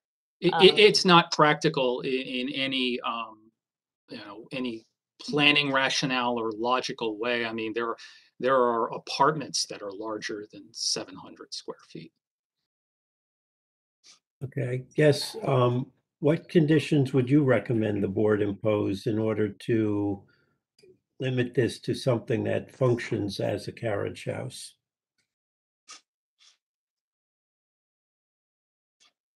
Well, one of the conditions that we've obviously agreed to is the short-term rental exemption. There were concerns about access to the site. So the question about, concerns about if it's not my client's parents who are accessing the door, then there may have to be issues regarding a fence, something with regards to the pool. There's adequate parking available. So that condition is noted. I think the size of the structure itself limits in terms of the number of occupants. You have one bedroom there, so there's only so much you can do in terms of the space that's there, and it's not going to be expanded. There's no intention to expand the building. The access to the basement is separate, but the tenant will have access to the basement for laundry and that type of service. So I think a lot of those conditions, standards, concerns, I believe we've addressed. Mr. Chairman, I know Mike doesn't ask a lot of questions, and if you don't want me to ask any, I won't. You feel free. You obviously were brought up by Mr. Koenig and learned from him, and feel free. Okay. So, Sean, I only have a couple questions, but sure. If the applicant agreed to limit occupancy to family members only and not rent to non-family members, wouldn't that make the use of the building an accessory use and an accessory dwelling? And doesn't the rental to non-family members make it a second principal dwelling? So would the applicant be willing to accept as a condition they can't rent to non-family members? Jonathan, we would. My client. This is a question to Sean. This is a question to the planner. I have to ask my client. I have to talk. Okay, before you ask your client about agreeing to the condition, do you agree as a planner that if occupancy was limited to family members, then the use of the building would be an accessory use and an accessory dwelling and not a second principal dwelling? Yes, I'm sorry. Yes, I agree with that. I misunderstood your question. I thought you were asking me to ask my client. That's all. We'll get there. So, okay. So you agree that by renting it, that makes it the second principal dwelling? Yes, that's why we're requesting the use variance.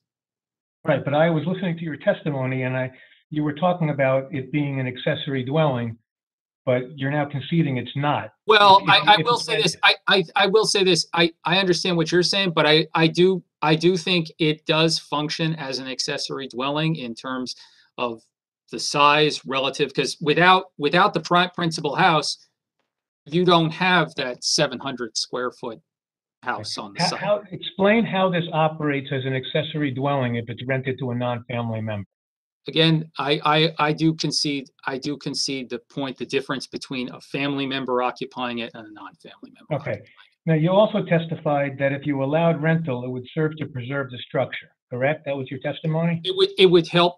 It would contribute to that, yes. Okay. How would it help? How is that going to help preserve the structure by renting it? Does that mean that if they don't rent it, they're not going to preserve the structure? No. What it means is that there's probably more incentive to it, because pool houses for a modern pool, as it was talked about earlier, the pool house isn't directly connected to the operations of the pool like modern pool houses are. I mean, they're. You're saying they're going to let it run down if it's not rented? No, I'm not saying that. What I'm saying is that I believe that the structure would serve, the structure as it's designed would serve a better purpose, from better zoning purpose, as a dwelling unit. Okay. But I asked you testified that rental would serve to preserve the structure. That's my question. How does rental serve to preserve the structure Well, more than the applicant preserving the structure right now without a rental? I think what it does is I did testify to it would preserve it consistent with in that neighborhood. There is provision made for carriage houses, which are by their nature accessory structures. Sean, you're not answering my question. How does the rental serve to preserve the structure? It's a very easy question. You're going off on side streets. Stay on the main road. How does rental serve to preserve the structure? That was your testimony. It serves to preserve the structure because there's incentive and motivation for the renovation of it to enhance the structure. You also testified that the site can accommodate the use, correct? Yes. Isn't that the test for a D3 conditional use variance and not the test for a D1 use variance? It's part of the test. I talked about the particular suitability of the site. Well, I believe you're right. Particular suitability is a test. But no, I know that, but that was one aspect of my overall argument. Yeah. So what does the site accommodating the use have to do with a special reason to grant the D1 use variance?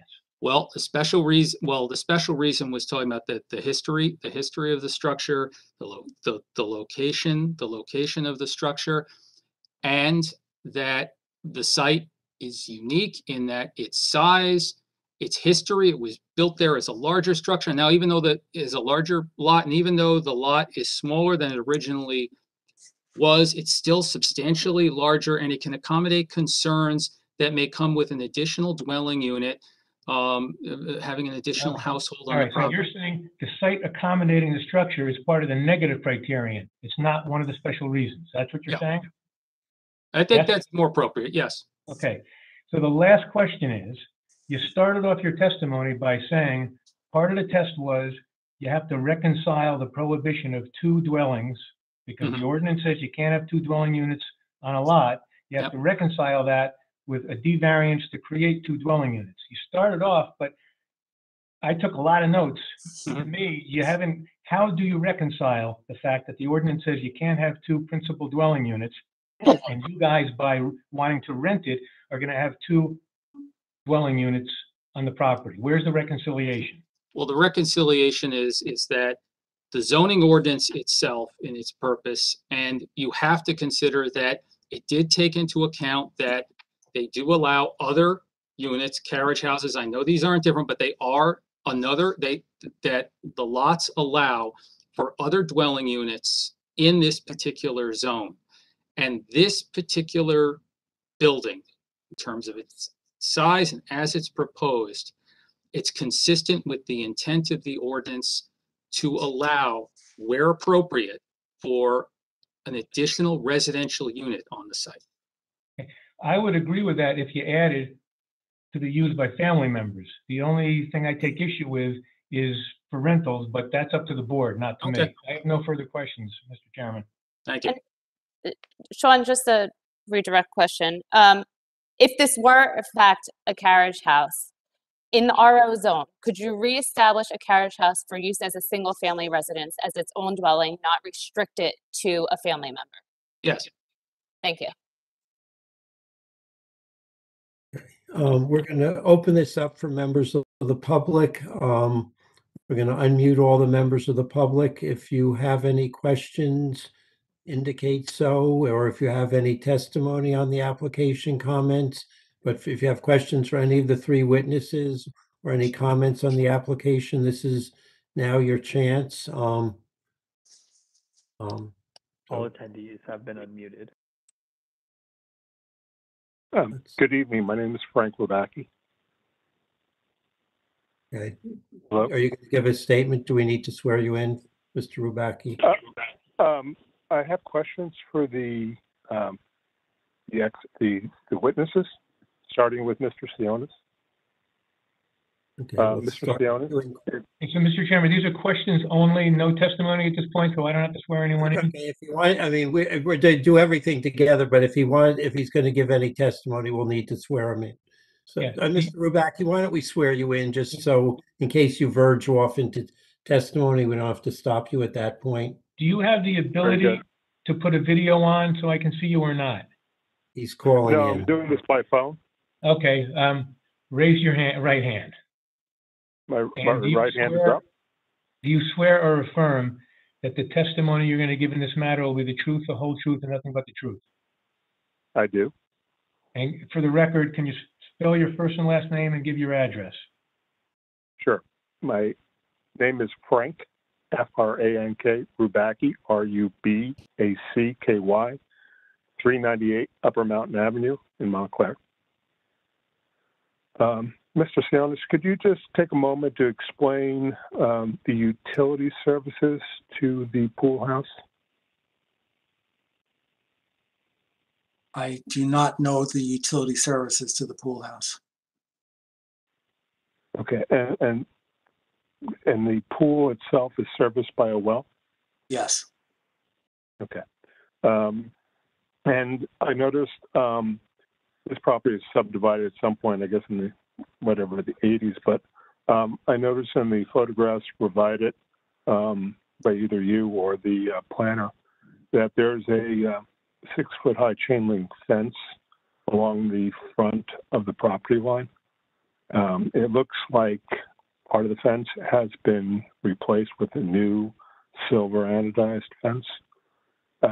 Is the intention, I mean, my concern is this property is subdivided to create a new property, and we have a real detriment in this fence, and you're asking us to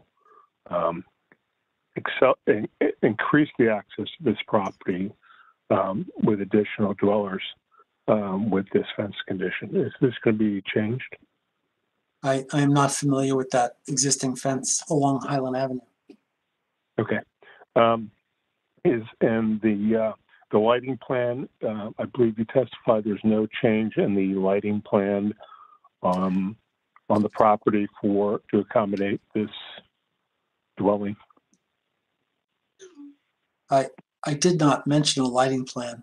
No change to the lighting is proposed. I'm sorry, the planner mentioned it. My mistake. Okay. And then I don't know if it's the planner, the board, or yourself, but there's a lot of mention of historic. There's no doubt that the pool house is historic. There's no doubt that this property is within the First Mountain Historic District. So my question is, did the HPC review this application? No, we were told that the HPC would not have to review the application because there are no changes made to the physical building. Okay. So you're going to stipulate that there will be no changes made to this building in relationship to this application, right? That's what I testified, correct. Okay, so there's no lighting, no landscaping, no new doorways, no new windows. Correct. No new repairs unless they're in kind. Okay. And thank you, Mr. Sionas. Thank you. And then for the planner, I guess my question is, how does this application meet the purposes of Section 294, the steep slope ordinance? There's no disturbance proposed, so the conditions on the site will remain as is. Okay, and there's no visual impairment, obviously, to the slope? No. Okay, thank you. And then there was one other, if this was to be rented to a outside party, and assuming the ordinance would come along with the, would this be subject to rent control, which is pending right now before the council, within a subcommittee of the council? I don't know. So but it would just be whatever, you would follow whatever the code or the law is, right? Yes. Okay, thank you. That's the extent of my questions. I have no comments. Thank you. Okay. Are there any other members of the public who either have questions or testimony or comments on the application?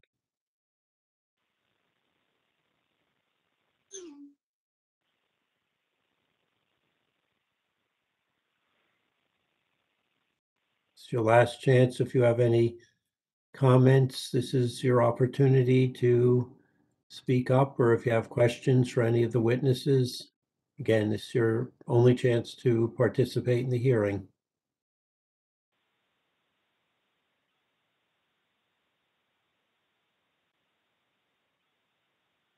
Okay, seemingly no one else wants to participate. Ms. John, do you have any other witnesses, or do you want to sum up? We have no further witnesses, but yeah, I would just like to say a few words in closing. As you know, we are seeking a use variance to allow the pool house structure to be converted to a modest single-family residential unit. The initial user of this will be the parents. However, the applicant would like the ability to be able to rent this to a long-term renter in the event that the parents are deceased or no longer live within the structure. They would be willing, as a condition of approval, to agree that this would be for, lease periods of at least 1 year, or stipulate that it can only be used by 2 persons as renters. I know this is not a carriage house. However, if this were a carriage house, it could be reestablished as a single-family residential dwelling that was not restricted to just parents, but it could be rented to the general public. We believe that this is a modest renovation, interior renovation. There's going to be no negative impact from the exterior. There's going to be no changes to the building or to the site. Its location and distance from the neighbors will have no impact, and it will go virtually unnoticed other than those living at the house at 173 Highland. So for the reasons that were testified to in length this evening, we would ask that the board look favorably upon this application. Start discussion, Mr. Simon.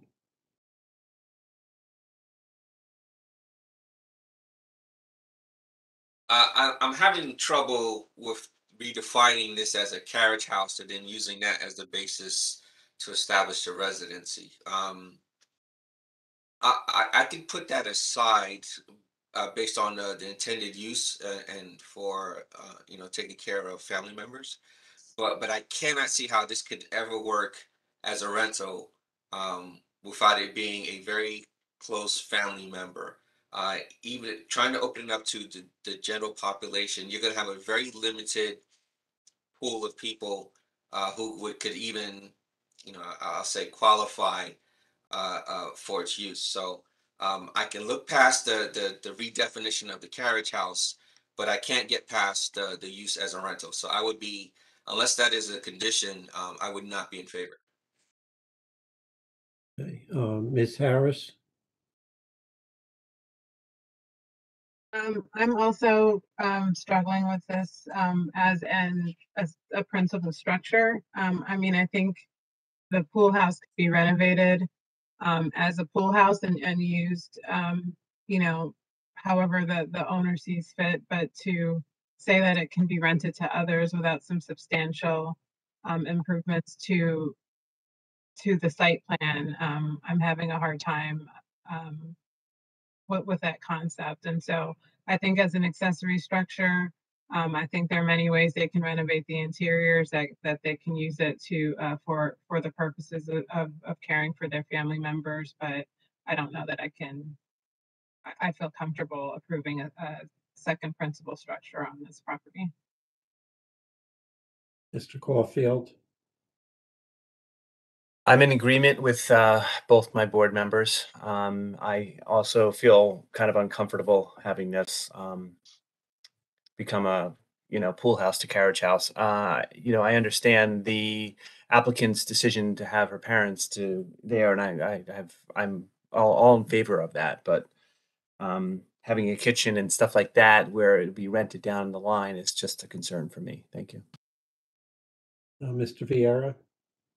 Thank you, Mr. Chairman. I also agree with my colleagues that I will be supportive of this application with the condition that it will be only for family members. Thank you. Mr. Church? I also am in favor of the application if it's restricted to family members only. No provision for rentals at all. I believe that that is not beneficial to have it as a rental because of the type of building it is and the difficulty to rent a place like that. It'd be very limited. So I would be in favor of the application, but limited only to the use by family members. Mr. McCulloch? I'm in agreement with my colleagues on this one. Okay, so,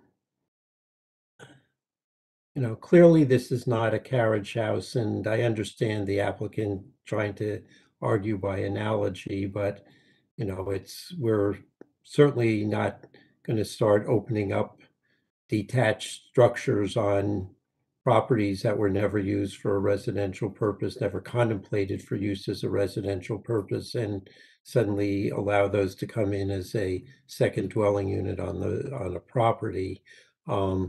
So I think the issue that I am probably most concerned with is having the two principal structures on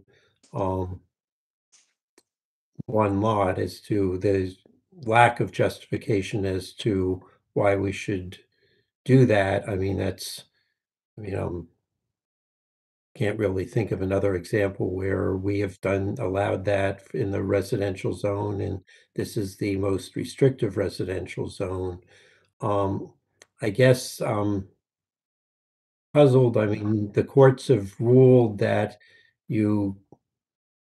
if you're establishing a dwelling unit, you can't define who lives in that dwelling unit. And I'm not sure how we get around that to say the use of this is limited to relatives of whoever is living in the principal structure, because obviously over time that's going to change.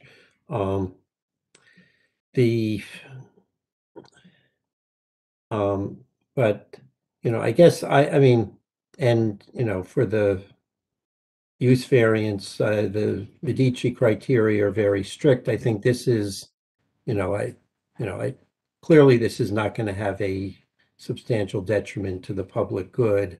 I think it's a question of, is it going to be a substantial impairment to the zone plan? But I think it's a concern as to whether the proofs of that, and struggling as to whether sufficient special reasons have been shown to justify a use variance.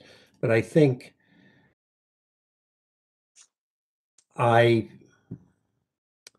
and I agree with my colleagues that I'm not really seeing how this could be rented to outsiders without having to do something. I mean, what otherwise would look like their patio is, right next to the pool, where presumably family members are going to, in the principal house, are going to be enjoying themselves, and you have to walk by that, whenever you're going to get your car. And so I mean, the application that was presented to us was for the ability, once the family members are no longer living there, to be able to rent this to non-family members, and that I cannot support that application. But any further discussion with board members as to whether you want to approve it with conditions limiting the use, or not approve it, or approve it with no conditions?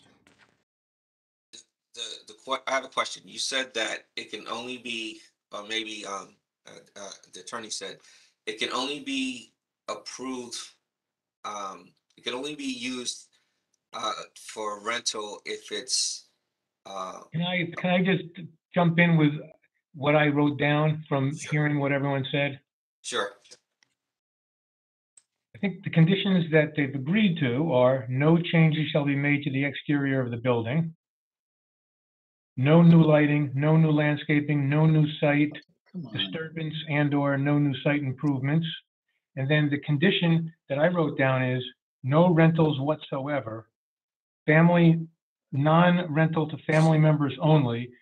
family members must be related to the occupant/owner of the principal dwelling. And the basis for that, to make it a legal condition, in my opinion, is that you would be granting the D1 use variance not to allow a second. Technically, it's a variance from the prohibition of having two dwellings. There's no question about that. But the condition is going to make it an accessory dwelling. And accessory building or use is defined in the ordinance, a building or use subordinate to the principal use of a building on the same lot and serving a purpose customarily incidental to the use of a principal building. But in no event shall a trailer be used as an accessory building. And no dwelling unit or guest quarter shall be located in an accessory building with the exception of carriage houses. Now, this is the definition. You can't grant the use variance from a definition, but I could tie, or Mike's going to tie the definition when I explain it to him, if you guys grant it, into the condition to make it a legal condition so that the chairman's concern will be satisfied. So again, the condition would be no rentals whatsoever, occupancy by non-rental to family members only. Family members must be relatives of the occupant/owner of the principal dwelling. And I think that would satisfy all the concerns I've heard of the board members. The only other concern I heard was to get rid of the kitchen, but if you allow it to be an accessory dwelling for family members only, then maybe you don't have the concern that they have to get rid of the kitchen. Let me do the other concerns were that there be no additions, and I think related to that is that the basement level be only used for laundry, HVAC equipment, it has the pump for the pool, but it not be turned into living space. Okay, so the basement only for laundry, mechanicals, and cannot and shall not be converted to living space. Shall not be used for living space. How's that? Okay. Mr. Chairman? Yes. Yes, I just received word that there are several members of the public that have been trying to be on this, I guess on the phone for this particular application. And for some reason, they're having difficulty with the sound. Are they, do you know if they're trying to call in or to use the WebEx site? Because we've had problems with WebEx before with members of the public. From what I understand, they're trying to call in. I'm showing there's 4 attendees currently. One of them has called in, and that is the only person that can be unmuted at this point. Why don't you unmute that? I don't know if that may have been. I know that one is a former councilwoman, so would be familiar with trying to access these meetings. So there is some kind of a technical difficulty. Are we going to open it back up to the public? There's only one person I'm able to unmute in the well, they just hopped off actually. Yes, they did. So there are 3 people that are showing up here, but I can't unmute them. Yeah, I mean, they've been on since the beginning. John,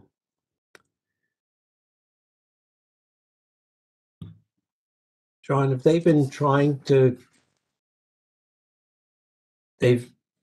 have they tried to call in just on the phone? That's my understanding. I don't know if they've tried WebEx or not. I can put the agenda back up on the screen to make sure that everyone has. Yeah, is there a call-in number on that agenda? There is. There is. There are multiple ways on the agenda. The agenda should be on the screen now with the telephone number. Okay.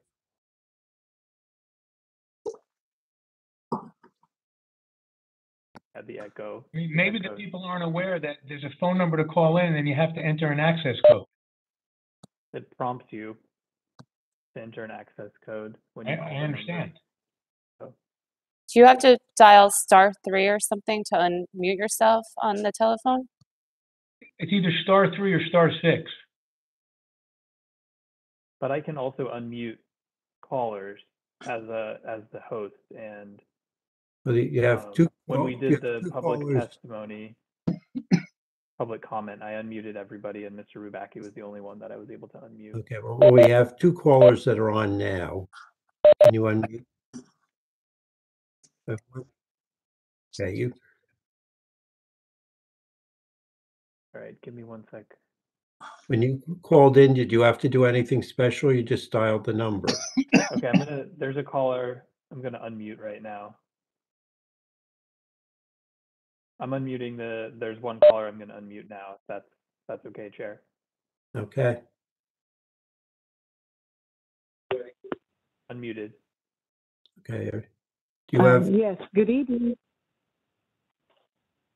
Good evening. Good evening.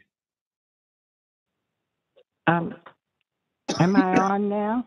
You're Yes, on. you If you are. have comments or questions. Renee Baskerville, and I'm calling in. I know it's after the hour, and you began deliberations already. So at this point in time, I guess I will just applaud you all for your conclusions. Can you My stop for a second? question was, Can you stop? Can you give us your name, spell your name, and give your address?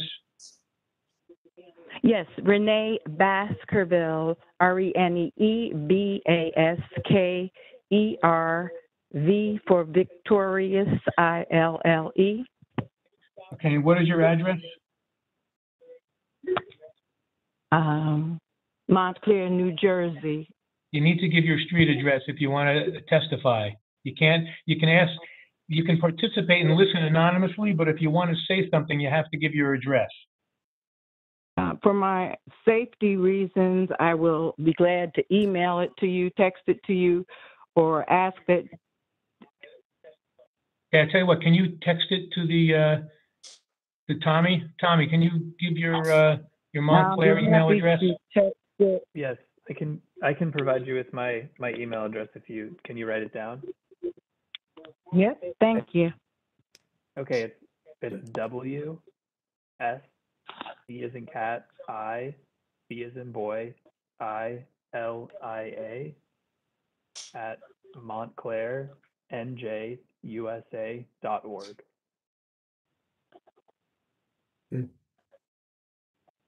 Then Ms. Baskerville, tell me when you're ready, because I'm going to swear you in. Yes, this is Dr. Baskerville, and I'm not sure that I need to be sworn in at this late date, but I appreciate that. Dr. Baskerville, if you're going to make comments to the board, you need to be sworn in. So, yes, sir, I'm ready. Can you hear me? Because there's a huge time difference between what I'm hearing and what you're hearing. Can you raise your right hand? Mm-hmm. And can you, I'm going to say, do you swear or affirm that the testimony you're going to give in this proceeding will be the truth, the whole truth, and nothing but the truth? Yes, sir. Okay, now you're all set to go. Okay, and Renee, since you were trying to get on before we concluded, I mean, you ask or say whatever you feel like, and we'll resume from there. Yeah, thank you, and I apologize for the disruption because I was trying when you were calling for public comment. I really just wanted to congratulate, I guess, all of you for having the same types of feelings that I did. I thought that the application almost seemed as though it was trying to flout the ordinance that talks about accessory dwelling units, but I know former council members took a long time to deliberate on and deliberately had language in there that prohibited renting out the unit. And I, personally think it's a great opportunity for the family, and came to the same conclusion that many of you did. But so at this point in time, I just want to congratulate you all. I thank you for the great job that you're doing. Chairman Harrison, I know you've been there probably longer than my son has been on the planet, and I just appreciate you so much. Thank you all for your time and your volunteerism. Okay, are there any other members of the public who wish to comment or ask questions about the application? Tommy, we have two. There are two callers. can you hear me? Both of them. Either of the callers have questions or comments on the application? Yes. Can you? My name is William Scott, resident of Montclair, 23 Cedar Avenue. Okay, can you raise your right hand? And do you swear or affirm that the testimony and comments that you're about to give in this proceeding will be the truth, the whole truth, and nothing but the truth? Yes. Okay, Yes. Mr. Scott, proceed. Okay. I just wanted to get a better clarification on the accessory dwelling scenario and ADU, because my understanding, just like I think most of the the board members are saying that they're willing to accept this application as long as there is no rental component associated with it. And that is in line with the current ordinance. Is that my understanding?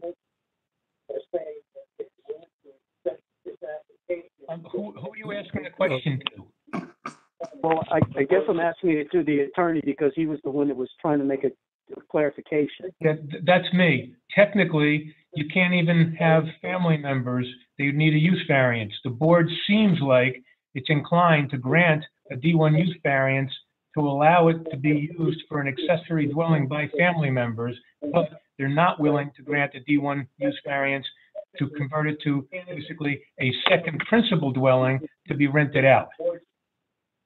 That's my take on things. Okay, then my second question would be, you're also going to allow the kitchen to remain after the primary residents leave that unit. Well, they haven't discussed that. The discussion was whether or not to allow the kitchen, period. If you're bringing up whether the applicant would be willing to a condition that would say after parents or after a family member is no longer occupying there, they have to remove the kitchen. That hasn't been brought up yet. If that's the question, and that's something you want the board to consider, then ask the board if they would consider imposing that as a condition. And when they further deliberate, I'm sure that you'll hear their feelings on that. Mr. Scott, can you please mute whatever device you're watching the meeting on? Yeah, we're hearing a TV in the background or a radio. I'm muted. The only thing I have is my phone. And I'm just going to stop at this point. My understanding, there's currently consideration at the planning board level for modifications to the current ADU. Is the Board of Adjustments aware of that? Yeah, but we can only act on what is currently in the ordinance, not on any ordinance provisions that are proposed. This was not coming in as, pursuant to either the existing ordinance. This was coming in for a second principal structure on which the board members have indicated issues with, but that is what the application was for. But we can only be guided by what ordinances have been adopted.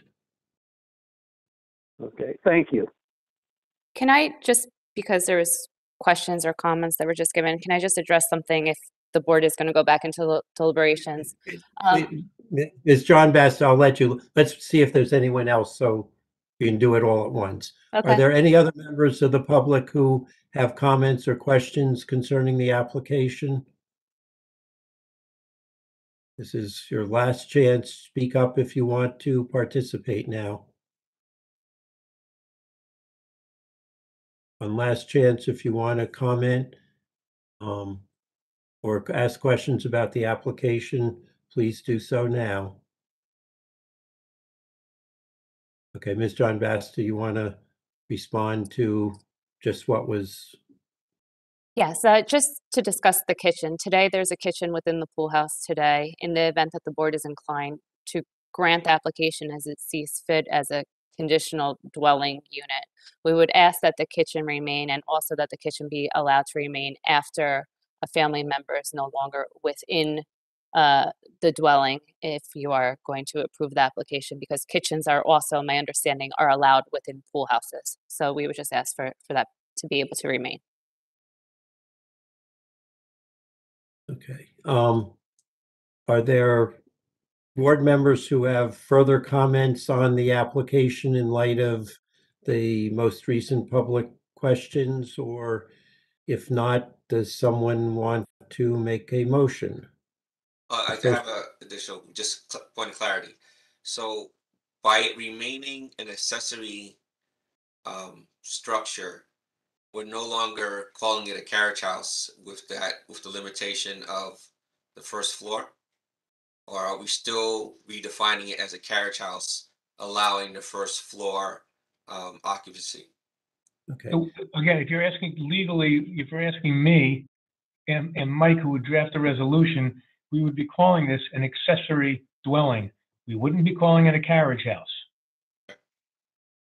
And, and they were not coming in for a variance for the conditions of a conditional use. They were coming in for a D1 variance for allow a second single family dwelling. And we're maybe modifying that, but on the property. So this was never presented as a carriage house. It would have been a different presentation if they were seeking variances from the conditional use conditions for the conditional use of a carriage house. So it's not coming in as a carriage house.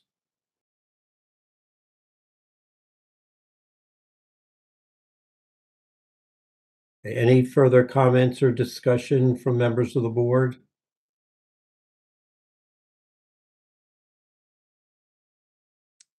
I just wanted to say I don't take issue with the kitchen in this structure. I think it could function for a pool house as well as some other use. So I just wanted to clarify that.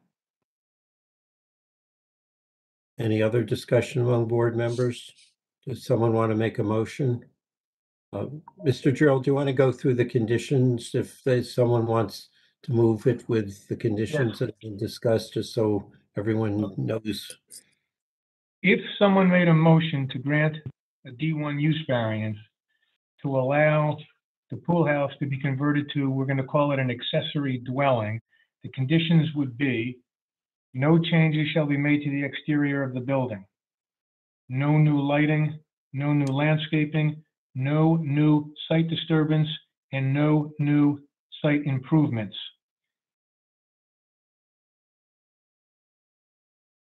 Someone want to make a motion? No rentals whatsoever. Non-family members use only, and that is must be a relative of occupant / owner of the principal dwelling. No additions to the building.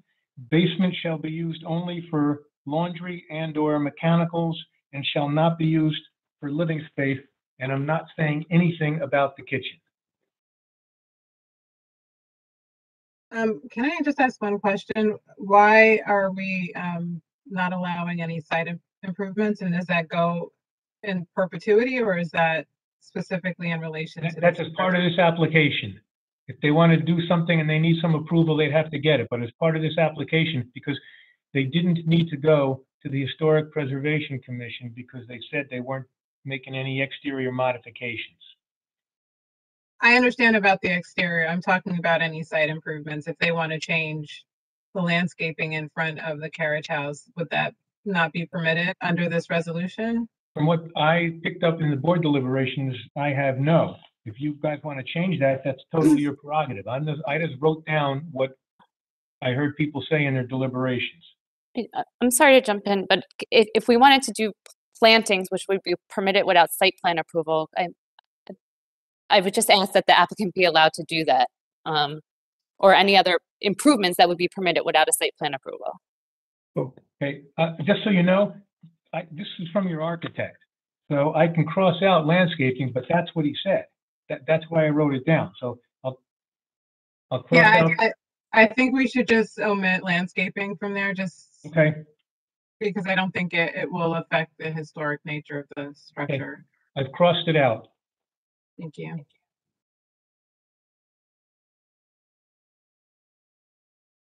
someone needs to either make an application to approve it as submitted, approve it with the conditions that were just said by Mr. Drill, or any other conditions if you want to do different conditions, or to deny the application. I would make a motion to approve it with the conditions as just enumerated. Second, I need a second. second. Okay, Tommy, you want to call the roll? Mr. Church, Yes. Mr. McCulloch, Yes. Mr. Simon, Yes. Mr. Harrison, No.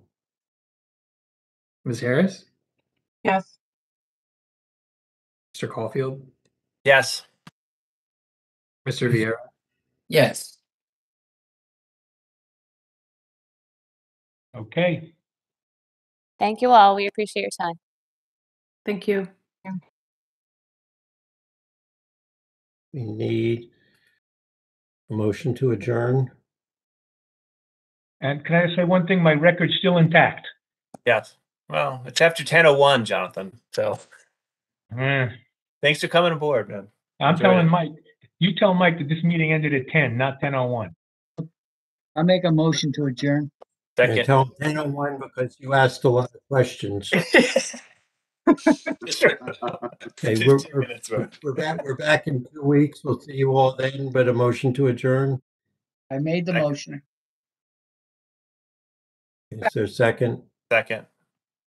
Good night. All in favor, say aye. Aye.